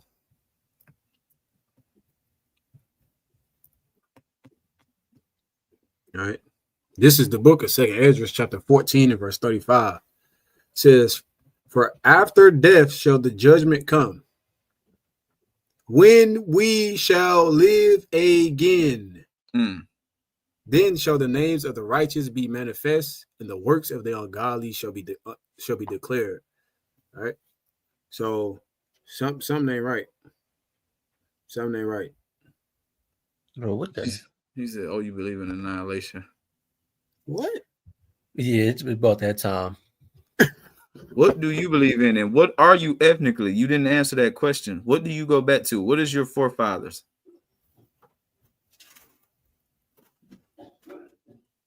Before you answer any more questions, what are you?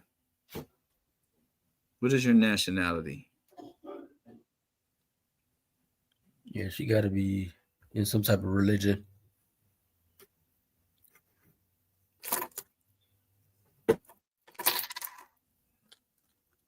Oh my God, yeah, I'm done. Hey, listen, answer the question. You're going to be destroyed. Okay, we're not playing these games. In timeout. He's getting in timeout. We don't play that. You ain't answering questions. We don't got time for that. It's a waste of time. You're going to see hell is about to really be on earth. Hell already conditioned, but it's about to be hell on earth.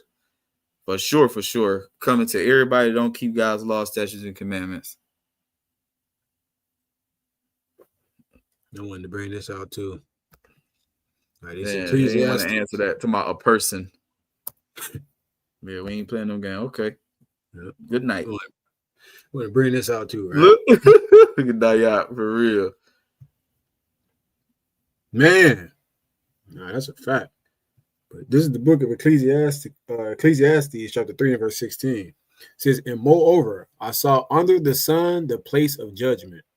Right? She talking about this place. No, judgment is underneath the earth. It says under the sun, the place of judgment. No, it's in another dimension. Now watch this. She said the sinner and the wicked go there, right? Says that wickedness was there. Okay, so you saying this is hell. Hell is where the wicked go. And the place of righteousness. Why? What if you saying hell is real and it's the place of judgment, why is the righteous there? And that iniquity is there. So both the wicked and the righteous are under this place of judgment. What is under the sun? Earth. This is where people receive their judgment at. Right. Or live out their judgment. They receive their judgment in the spirit world and they live out their judgment here. That is simple as that. That's simple, man. It's all it is. It's like the demons been popping out more and more and more. And I just keep feeling like more and more like You know what I mean? These days is getting shorter and shorter, and I don't know how much longer we really gonna be doing the work. Like I said, we looking for the lost sheep of the house of Israel. We're not saying that they look like any one color. Yeah, we look like all colors. Look at everybody that's in the chat. If people pictures you can see, we got brown, different shades of brown, super light skin, all type of stuff. So we not saying what anybody look. They can look like any other nation, but the spirit is going to bear witness. Nobody's ever said it's just black people, black and all this. We say so-called black, Hispanic or Native Indians, but we said they can look like anybody. At the beginning, I said they can look like white people, they can look like Asian, they can look like Irish, but it's that blood. And she don't want to answer that damn question. God, we are not Negro onlys. Exactly. We don't believe all the Israelites have to be Negroes. Man, no, we don't. We do not believe that. Disclaimer: YAOK does not believe all the Israelites are Negroes or even will look like so-called Negroes. You can look like anything. That's right. We have to go into that lesson one day. I ain't gonna lie. Yeah. Just showing like how Israel can really look. Man. Yep. Man, but shalom to everybody that is on here that had, that came on here today. If you haven't already, show some love and get the likes up. You know what I'm saying? Supporting anyway. This help us a like, a share, a subscription.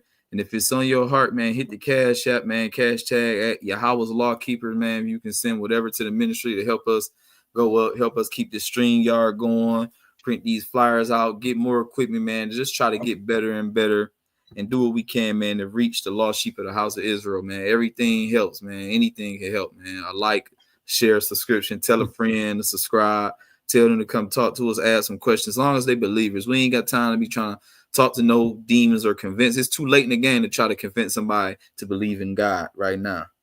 You know what I mean? We try to convert believers that may not understand our doctrine or know who the people of God is and what's required for them as a believer in God. Not people we ain't trying, you know what I mean? Unless you have that ear to hear, it's hard to deal with somebody that's not trying to listen or they already have their mind made up about something. There's no point because we're not about to cast our pearls to swine. The Most High said his sheep hear his voice, and that's what we're looking for. That's right. We're looking for quality over quantity. That's right. It's going to be, like he said, the righteous shall scarcely be saved. So it's not supposed to be many of the righteous, whoever they are anyway. It's not going to be many. So It is what it is. Of course, we want our numbers and stuff to be up and through the roof, but if it's going to be a bunch of demons, I'm fervently against that. I'm cool on that. That's right, man. Feed the sheep.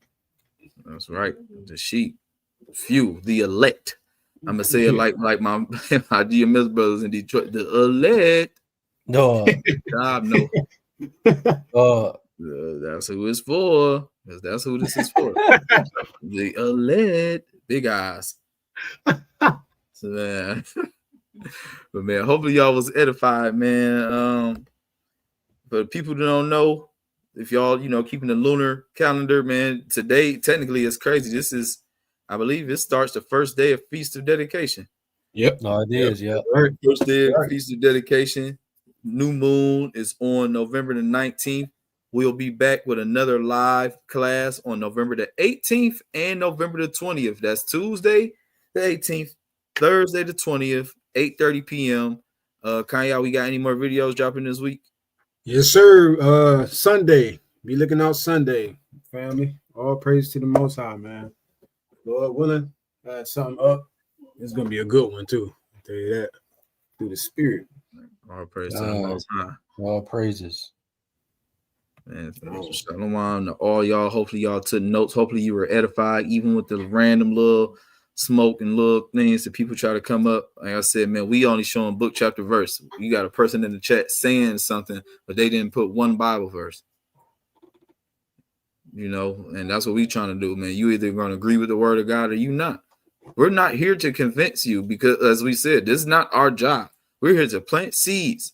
They're going to grow. The Most High is going to do the water and everything else. We're trying to plant seeds and, and find the lost sheep. The sheep going to hear the voice. They're going to hear it and know it's true. Anything else, we're not dealing with that because, it's going to be way more that's against the truth than it is for the truth. and it is what it Right. is. Mm-hmm. That's how you Absolutely know right. where we are. That's what Kanye brought on that second address. The clay compared to the gold. Exactly. Yeah. Right. And that's the way it's supposed to be. It's written.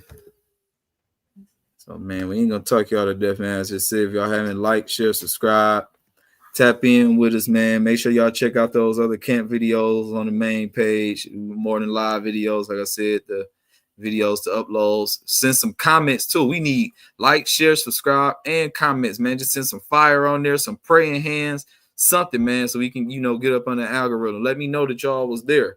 You know what I mean? Comments help, definitely, all that. I want to see you.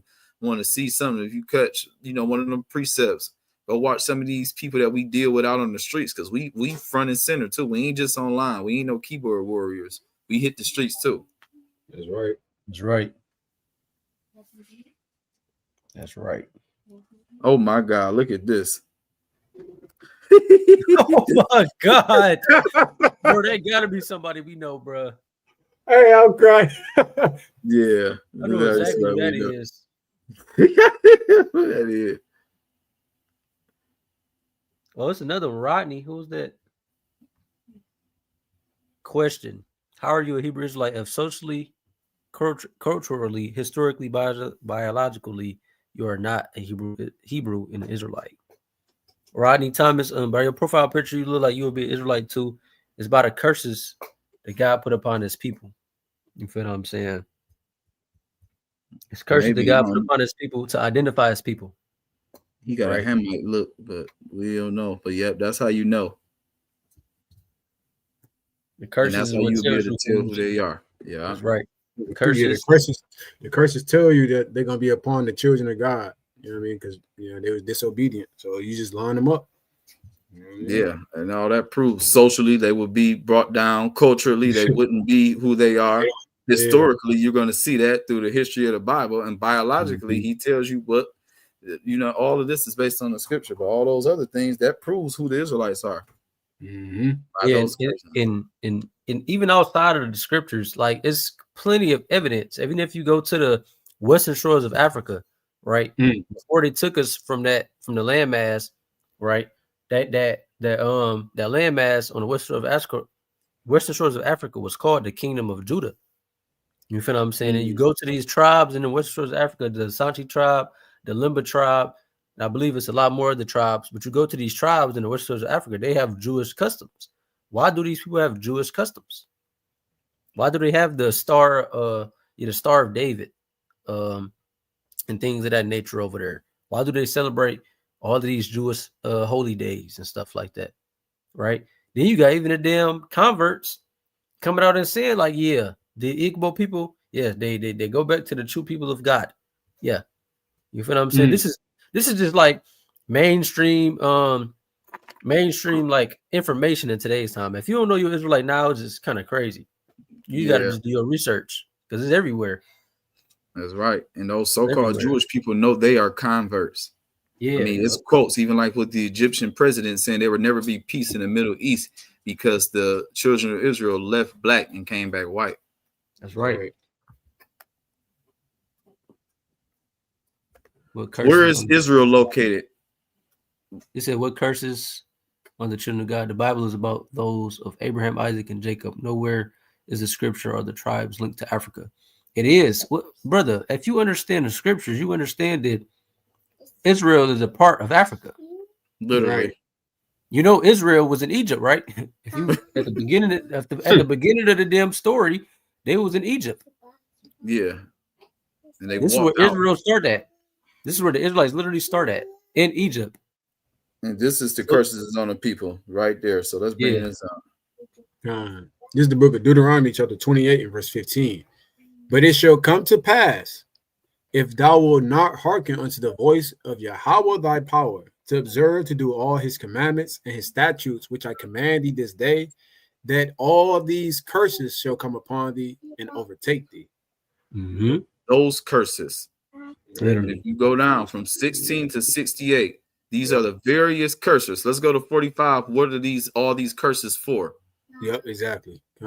Verse 45 says, moreover, all these curses shall come upon thee, and shall pursue thee, and overtake thee till thou be destroyed, because thou hearkenest not unto the voice of the Lord thy God, to keep his commandments and his statutes which he commanded thee. Right? Verse 46. Now watch this. This is what the curses are there for. And they shall be upon thee for a sign and for a wonder, and upon thy seed forever. Right. So the curses shall be upon thee for a sign. Let's see what it means to be a sign. So the curses are there for a reason. Look what they're there for. This is how you're going to know something. A sign, signal, a distinguishing mark, banner, remembrance, miraculous sign, omen, warning, token, ensign, standard, miracle, proof. Mm-hmm. So the curses, what the Israelites are going through, this is the evidence of who they are. That's what it will be. The curses, the conditions that the children of Israel are in is going to be the proof, the evidence, or the mark of who the actual children of God are. This is right. How you know who they are. And that's even when chapter verse. Yep. And even when they say remembrance, it tells us in Baruch chapter 2. You feel what I'm saying? They should remember the way of their fathers and all of these things, right? And even grab Deuteronomy chapter 30. Yeah, and let's get a map too real quick, because I'm sick of people saying that, like, even with like how Israel is not in Africa, like, let's see where it is. Like, even just like a map. I don't get how you saying it's not Africa, like, because they did the Suez Canal and come up with this modern term called the Middle East. This is Africa, like you said. This is in the land of Canaan. They walked out of Egypt into their land. Yeah, like they was in Africa already. What the hell are y'all talking about? They was not in Africa. That's madness. I'll scroll down. I think it was like right below that one. It's like you could zoom in a little bit. Yeah, right there. Come on, this one or this one? Up a little bit. See how they try and put it in Asia, but if you, because it's kind of zoomed in. You see where the pinpoint at on Africa? Yeah.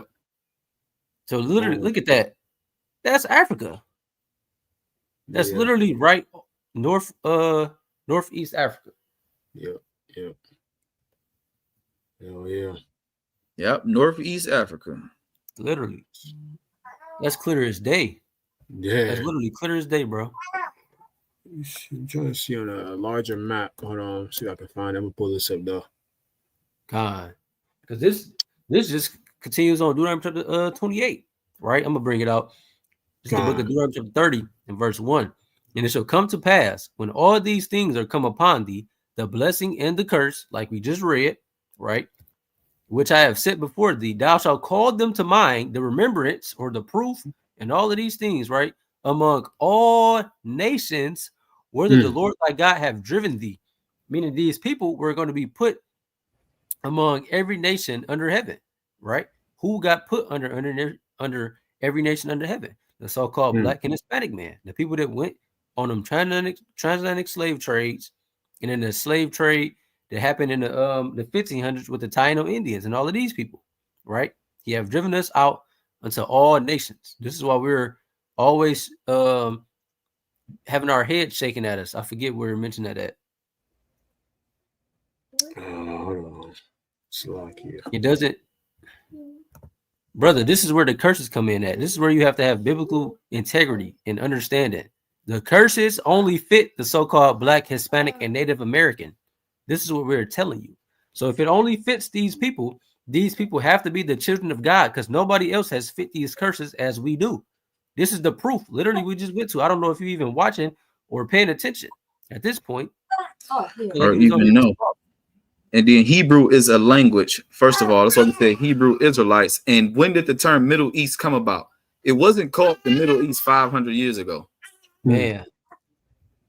But look, get that picture. I sent something in the private chat. Pull that picture up for me, Kanye. Yeah. Which one you want to zoom? This one? Yeah, the Israel Hill. Zoom in, click it and zoom in. Move this off the screen. Bring that out. God says free blacks of Israel Hill. It says just to the west lies Israel Hill, settled in 1810 to 1811 by approximately 90 formerly enslaved persons who received freedom and 350 acres from Judith Randolph under the will of her husband, Richard Randolph, cousin of Thomas Jefferson. These Israelites and other free African Americans work as farmers, craftspeople, and Apamat Slakia. They're like Appomattox. Appomattox. Gone. Says river boatmen. Some labor alongside whites for equal wages and defended their right in court. The family of early settler Hercules White bought and sold real estate in Farmville and joined with white citizens to found the town's first Baptist church in 1836. Israel Hill remained a vigorous black community into the 20th century. Damn. Yeah, it's like if people don't understand Hebrew, God, yeah. I'm not talking upon deaf ears. Look, bro. The curses identify who God's chosen people are. Go to Deuteronomy 28 and 68. Let's just see who that fits in. It's Hebrew comes from the word Eber. Exactly. All right, tell me who this happened to. Go to 28 and 68. Process. And then if not, hey, he's swine. This is the book of Deuteronomy chapter 28 and verse 68. And Yahawah shall bring thee into Egypt again with ships.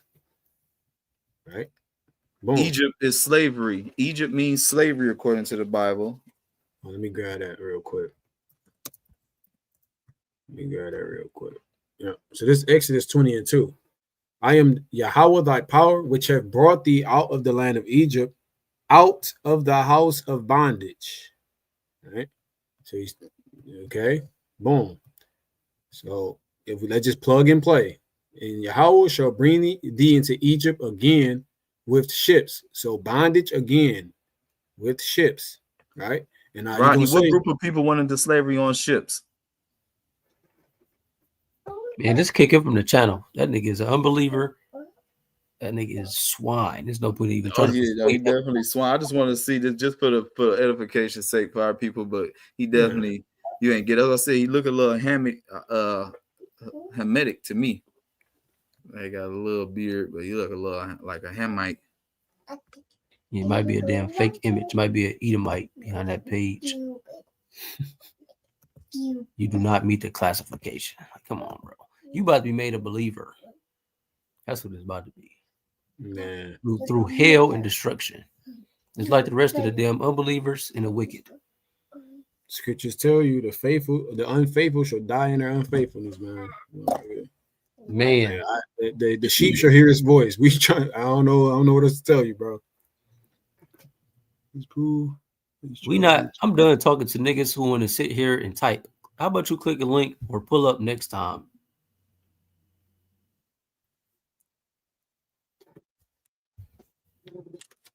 I don't gotta prove nothing to you if you're an unbeliever. Yeah, we don't have to prove nothing to you. You either believe or not. Let's get Hosea 1 and 10 though. In with that. God, bring that out. Go read the breakdown. Go look it up for yourself. I'm not here to prove nothing to you. You're gonna see this the hard way right here. This is the book of Hosea, chapter 1 and verse 10. It says, yet the number of the children of Israel shall be as the sand of the sea, which cannot be measured nor numbered. Oh, I guess them Jewish people over there is this number like the sand of the sea. Right? Okay, let's keep going. It says, which cannot be measured nor numbered. And it shall come to pass that in the place where it was said unto them, ye are not my people, there it should be said unto them, ye are the sons of the living God. Yeah, that's what this devil Rodney, that's what he's being right now, trying to say that we ain't, but that's what they're gonna say until he come back. So it doesn't even matter. You know what I mean? Look, bro. Man, due time, Rodney, your ass about to be a damn. Your ass, you better hope the Lord have mercy upon you, my boy. Yeah. You're a lost soul. Because you don't believe in the Bible. You haven't brought one verse. You talking about some, I don't know where you getting your Googleable facts from or whatever. Chat GPT. That doesn't even make sense. No, I talk about Chat GPT. Because you don't even know that Israel's in Africa. You already done there. Man. Yeah, you deceived by the damn white man. White you man. Ain't the white man himself. This You is damn crazy. literalist. Yeah. Can't Yeah, say no no damn faith. literalist. No faith. Where your faith at, boy? Then you copy, you getting blocked. You just keep copying and pasting stuff. Yeah, Man, time, get the hell man. up out of here. It's like Man, why come to the like I man. Just like we know we're doing something right though. They trying to stop us.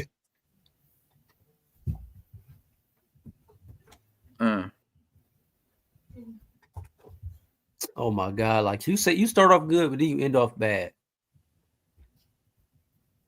So why wouldn't it be important if Paul said that's what he is? And, Right. you know, and there's blessings in every single way. Matter of fact. Yeah, bring that out. What's that? Well, Romans you 3. know, this Give I think Romans, it's every way. Give Romans 3, then give Romans 9. Con. Romans 3, if I'm not mistaken. Yeah. There's benefits. Don't be fooled by real Jew by birth. It isn't important. It is important. No, from the top. From the top. top. Yeah. Oh yeah. I'm tripping. I'm overlooked it. Slocky. This is the book of Romans, chapter 3 and verse 1. What advantage then have the Jew?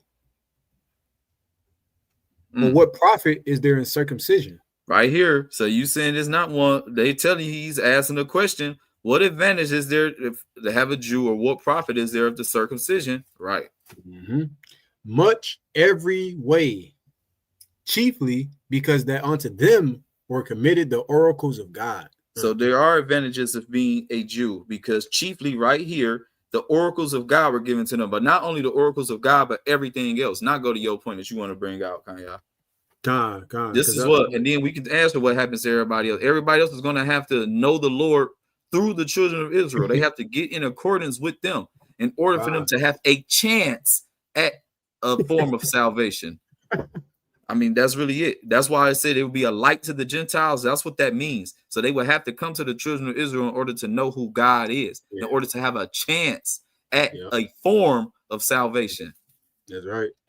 I'm about to bring this out because even what you're saying about what the other people. So the nation of Israel just does not consist of Jews, right? There are various different tribes. You have Benjamin, you got Gad, you got Naphtali, Asher, you got different tribes of the nation of Israel, right? But for the other people, right, we're gonna get to that. But I'm gonna bring this out. So this is Romans 11 and 1. It says, I say then, have God cast away his people? God forbid.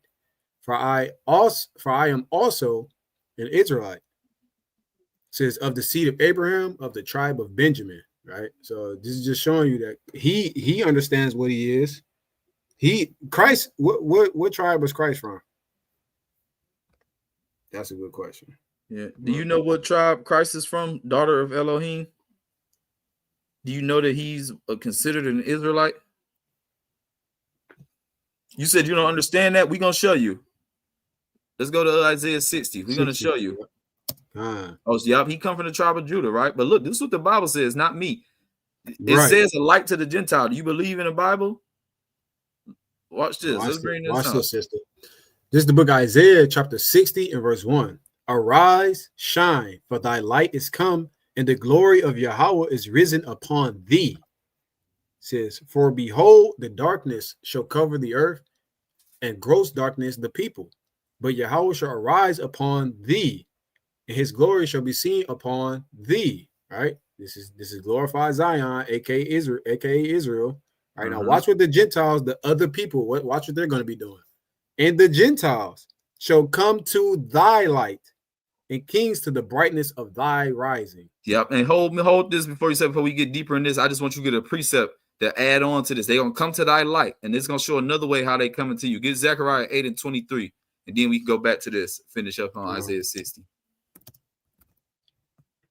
Look, I'm showing you book, chapter, verse. It's not our opinion on anything. We're going to the Bible. We're not just talking to you. That's right. Bring it out, Akim. This book is Zechariah chapter 8 and verse 23. Thus saith Yahawah of hosts, in those days it shall come to pass. It shall come to pass in those days, this future prophecy. Look what's going to happen. That 10 men shall take hold out of all languages of the nations, even shall take hold of the skirt of him that is a Jew. And and saying, "We will go with you, for we have heard that God is with you." So you can't tell me that it's not an advantage of being a Jew. Of all these people from different nations, they're going to come to them. That's them. They have understanding. They understand whose God's people is, and they understand how to get to God. They can't get to him no other way because God only dealt with the children of Israel. And he said, God is with you. So in order for them to be with God, they have to get in line with the Jews or the children of Israel. Now we're going to show you even more. That's what it is to be a light to the Gentile. They're going to come and cleave. This is book, chapter, verse. You either agree with the Bible or you don't. All praise to the Most High. She said, fair enough, I am listening. So this is what they're going to do. They have to come to them because God chose them from the beginning. That's right. That's it. Right now we can go back to Isaiah chapter 60 because that's what it means to be a light to the Gentiles. Yeah. Yep. You going to keep going down on this or jump down? Yeah, you can start at 10. Yeah, 10. Con. It says, yep. Verse 10. Really the point. Yep. It says, and the sons of strangers, the other people, shall build up thy walls, and their kings shall minister unto thee. For in my wrath I smote thee, but in my favor have I had mercy on thee. It says, therefore thy gates shall be open continually. They shall not be shut day nor night, that men may bring unto thee the forces of the Gentiles, and that their kings may be brought. For the right here. For the nation and kingdom that will not serve thee shall perish. Yea, those nations shall be utterly wasted. Yeah, it said they're going to be perished. So that annihilation, that cease to existence is right there. If they don't come and serve the children of Israel, God's chosen people, this is how they're going to know who God is through the children of Israel. If they don't come and align themselves with their ways, keep God's laws, statutes, and commandments, and serve the Israelites, they will cease to exist. They're going to perish, utterly destroyed, utterly wasted. All praise to the Most High. That's a humble sister right there. At least she knows. All praise to the Most High. That's beautiful. It's cool. I mean, we willing to talk to anybody with, humility. We have decorum. It's just when people try to step outside of that, it brings more fire that has to come out. We don't want to disrespect anybody. We're not out here saying it's based on color. That's why we asked you what you are, because we're not trying to base off what you look like. I want to know what it is you ethnically are, because the children of Israel will look like any and everyone. But you wasn't here at the beginning. We always say that they can look like so-called white people, so-called Asians, so-called East Indians. They can look like anyone. The children of Israel can look like any and everyone, but it is based on the bloodline and it's based on the spirit. And that's just it. They can look like anybody. That's right. That's absolutely right.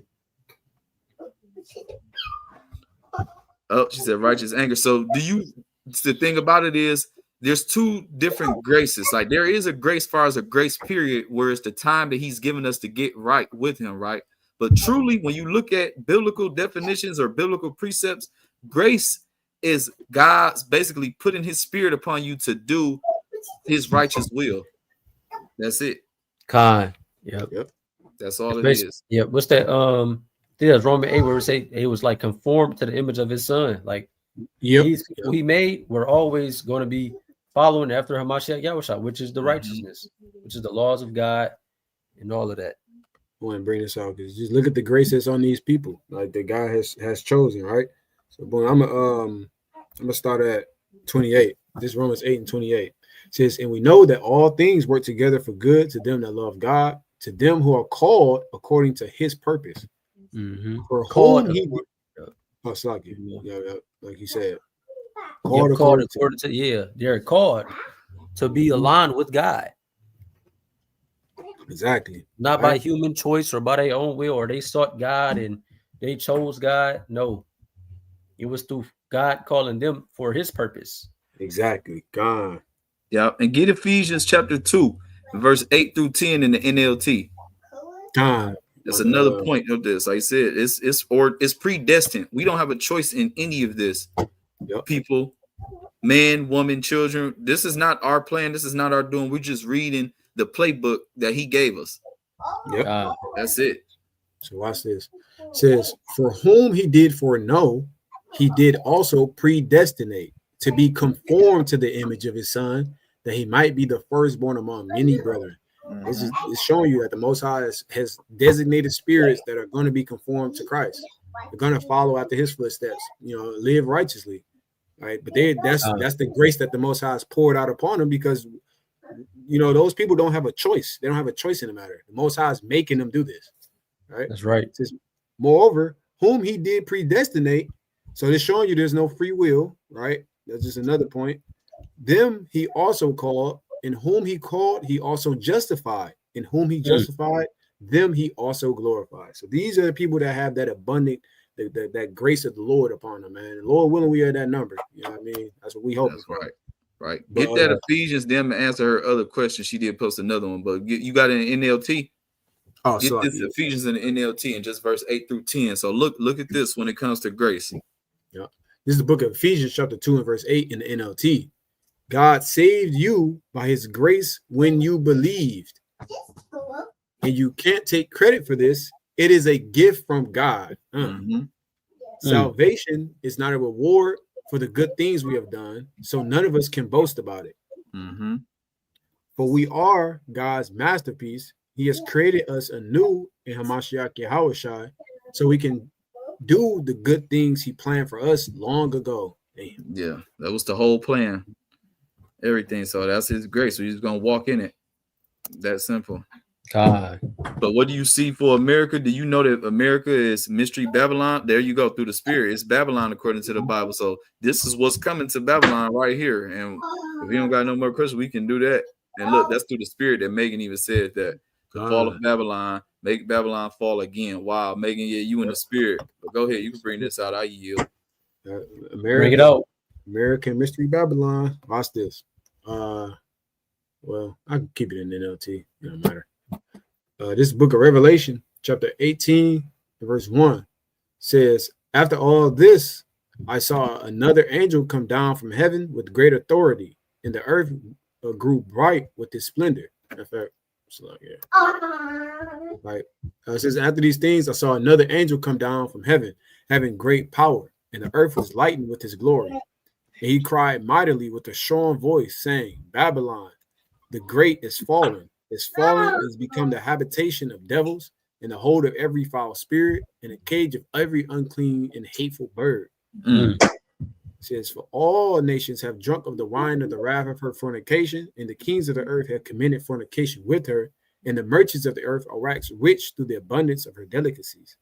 Right? Which is showing you that America has influenced and defiled all these other nations. They, they in bed with America, right? Literally, the whole world. Everybody eats off of America's products. Their hand. Everybody used the dollar. This place is the web of wickedness. Yep. Now watch what's about to happen to good old America, right? It says, and I heard another voice from heaven saying, come out of her, my people. This is the righteous, that ye be not partakers of her sins, and that ye receive not of her plagues. This is what's coming to this place. There's going to be great plagues coming to this land, right? It says, for her sins have reached unto heaven, and God have remembered her iniquities. So all the innocent blood that they shed, the riches and the blood they shed of the Israelites, the Black, Hispanic, and Native Americans, God remembers all of that. The fornication, just the evil and wickedness that they've portrayed through the earth. God remembers all that. He's letting it stack up. This is their tab. They're getting their tab back. Watch this, though. Verse 6.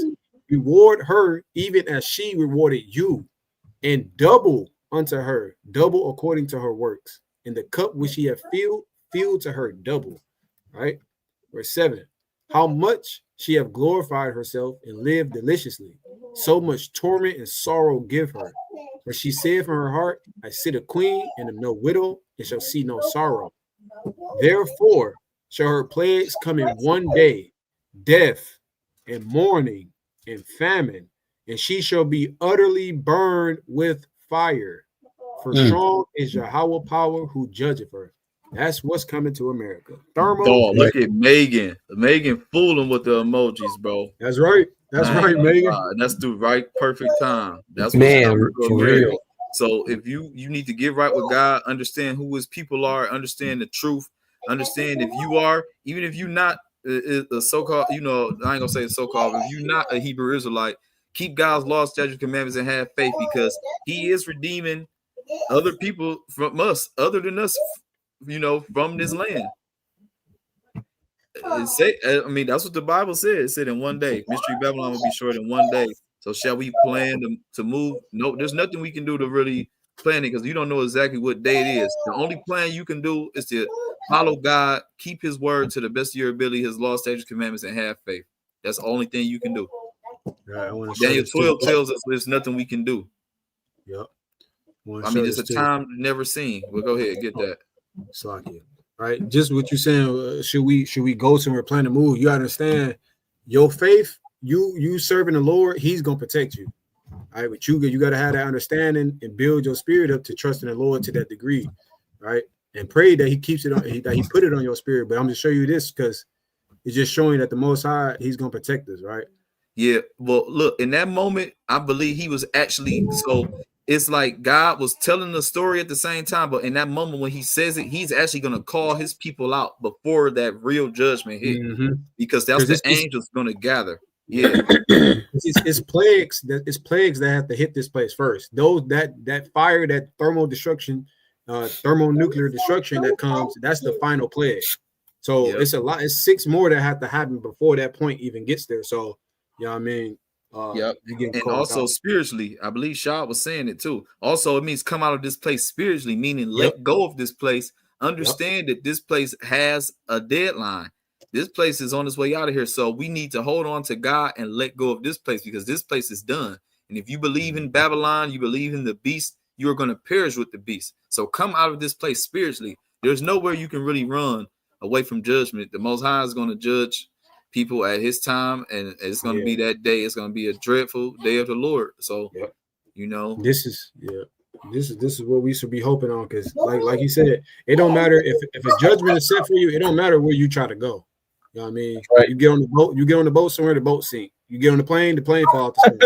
You know what I mean? It don't matter where you're gonna go. If the judgment is pronounced against you, the Most High word is not come back void. We know that. So grab that Amos 5.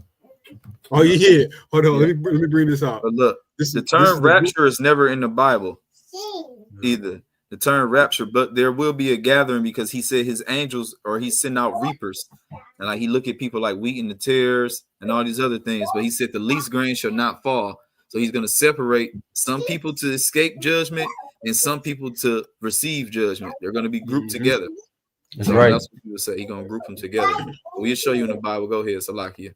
This is the book of Revelation, chapter 3, verse 10. Because thou hast kept the word of my patience, I also will keep you from the hour of temptation, which shall come upon the world, all the world, to try them that dwell upon the earth. So this is what it is. This is what we have to remember. Keep the commandments, have faith, keep the word of his patience. Be patiently and wait and endure to the end. And Lord willing, we build that number, we're gonna be kept from the temptation and that judgment that's coming upon this place. You feel me? So that's really where you're supposed to be at, mentally and spiritually, right? And I just wanted to show you, and Brother Shaw wanted to show you, it don't matter where you go, right? Watch this. This is the book of Amos, chapter 5, and verse 18. It says, woe unto you that desire the day of Yahawah. To what end is it for you? The day of Yahawah is darkness and not light. As if a man did flee from a lion and a bear met him, or went into a house and leaned his hand on the wall and a serpent bit him. It don't matter where you go. Like you said, like you could get on the damn plane, get on the train. It don't matter where the hell you going. That shit go follow you. You running from that lion, hit the corner, it's a bear waiting for you. Let's say you getting chased, you hit another corner, you getting chased by a lion and a bear. You get in the house, you like, I'm safe. You lean on the wall, and the damn pit viper is waiting for you and biting your hand. You know what I mean? It's like, I ain't gonna lie. She just said a couple things, and through the spirit, I don't know. Like I said, the Most High can say he's gonna save who he wants. So we're not gonna tell anybody they can't make it based on anything. If you keep his laws, statutes, commandments, and have faith, the Most High love that type of stuff, right? That's right. So I'm gonna say that, right? To gather and to go where really he's gonna put people on top of the firmament or in a chariot in the sky, because Revelation 15 says the people that get gathered are going to be looking down at the other people being judged, right? So if you want to get that, Revelation 15, and I also want to address this. She said, my daughter saw the Lord marking his people in the spirit, in a dream, marking for protection. I'm going to show you that in the Bible as well, too. That's according to the Bible. It's the scripture that shows this, too. So I'm going to show you that, right? Let's get that first one. Gathering to go where? I'm going to hold it up. Read it from the top. And then the next one, I'm going to pull it up with the next scripture. This is the book of Revelation, chapter 15 and verse 1. And I saw another sign in heaven, great and marvelous, 7 angels having the 7 last plagues, for in them is filled up the wrath of God. And I saw, as it were, a sea of glass mingled with fire, and them that had gotten the victory over the beast, or Babylon, America, and over his image, and over his mark, and over the number of his name, stand on the sea of glass, having the harps of God. So that's it. So that's it. That's where they're going to be. They're going to be looking down, Lord willing, from a chariot or, basically over the firmament. We would say that. I don't know if it's going to be on a ship or if you're actually standing on it, but you're going to be up there looking down at the destruction, right? And I mean, we can't say if it's a quarter because there's no such thing as percentage. It's just you are whatever your father is. There's a bunch of us that's mixed up that have a bunch of stuff in there. So it's just based on the seed line, right? But look, according to your dream, I'm going to hold this up. My daughter saw the Lord marking his people in the spirit in the dream, marking for protection. Now look at this. This is the truth. This is the book of Ezekiel, chapter 9 and verse 4. It says, and Yahawah said unto him, go through the midst of the city, through the midst of Jerusalem, and set a mark upon the foreheads of the men that sigh and that cry for all the abominations that be done in the midst thereof. Yep. So click on what the mark is before we see what everybody else. So this that mark for protection, right? Look at this. Look what the word mark is in Hebrew. Sorry, mark.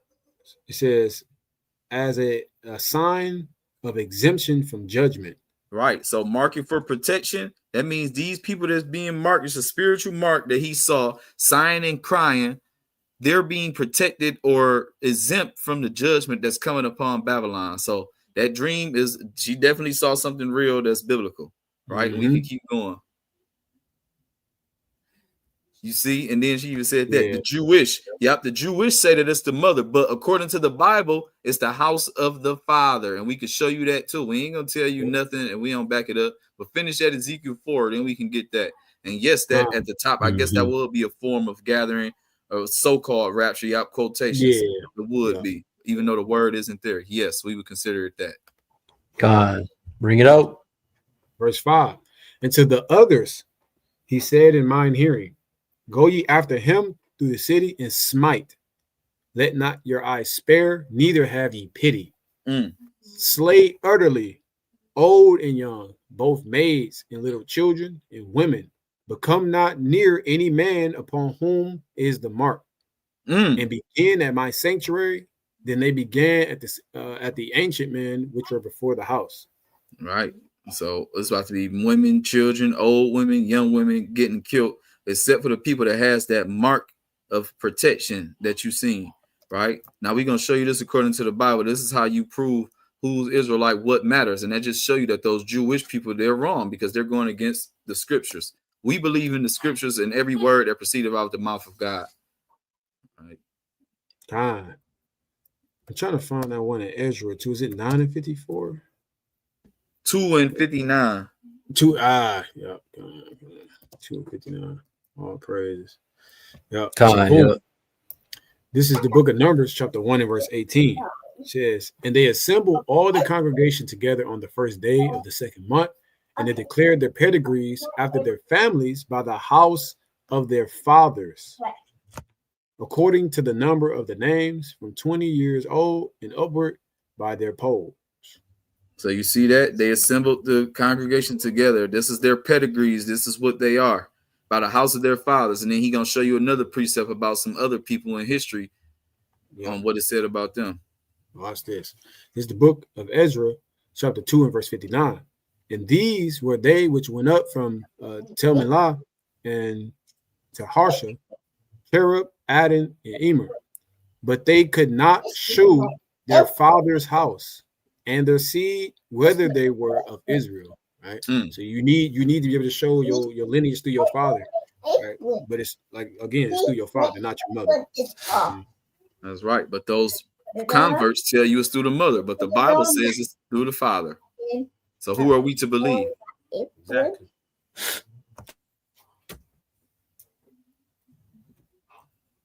That's crazy. Through the Spirit, the Most High wanted us to bring this out longer. We done been out here 2 hours and 30 minutes. Hopefully that answers some questions. And if you need to, we probably gonna get off of here. Daughter of Elohim. Make sure you subscribe. We'll be back Tuesdays and Thursdays at 8:30 p.m. You've been on here a little longer than expected. It is what it is. All praise to the Most High. God. You got any questions? Save them, write them down, and save them for us next time. Right. See, look, native and Spaniard. So, and look, go ahead, Shah Salakia. No, I was about to, I think that was Kanye speaking. Yeah. I was just about to say, Lord willing, if it be on your spirit, go check out our videos too. You know, a lot of our videos are shorts, just so you get a better understanding of what we are preaching, what our message is, and what it's really about. Yeah, so you gotta just figure out what his dad is. If just your dad is native and Hispanic, then you have to go back further. Go back as far as you can and figure out what's what.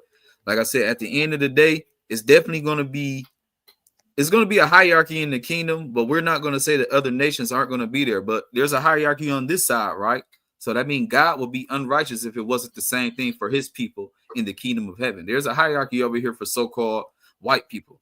They have it the best over here. We ain't saying that it's not some black people in other nations that are winning, but for a majority, they are the ones that's up. So in the kingdom of heaven, the Israelites are going to be the only ones that's up. They're going to have 1,000-year head start. They about to be the ones ruling. Everybody has to serve them. And the people that don't, hey, they're not going to get rain. They're not going to eat. And ultimately, one's going to be destroyed. So, if you are Israelite, all praise to the Most High, figure it out.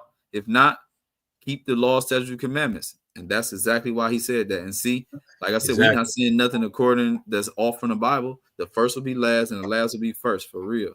That's right. Yeah. Make sure you subscribe. As we said, we here every Tuesday and Thursday at 8:30 p.m. So if you got any more questions, save it for the next time. Put the bell on so you will know when we go online, man. That's right. Yeah, so with that, all praise to the Most High. Hope everybody was edified. Man, call Yahawah Hamashayacha Yahawah Shalom and Ahabathum. Kwam Yasharala. Ahabathum. Kwam Yasharala. Shalom. Shalom. Ahabathum. Kwam Yasharala. Till next time, family.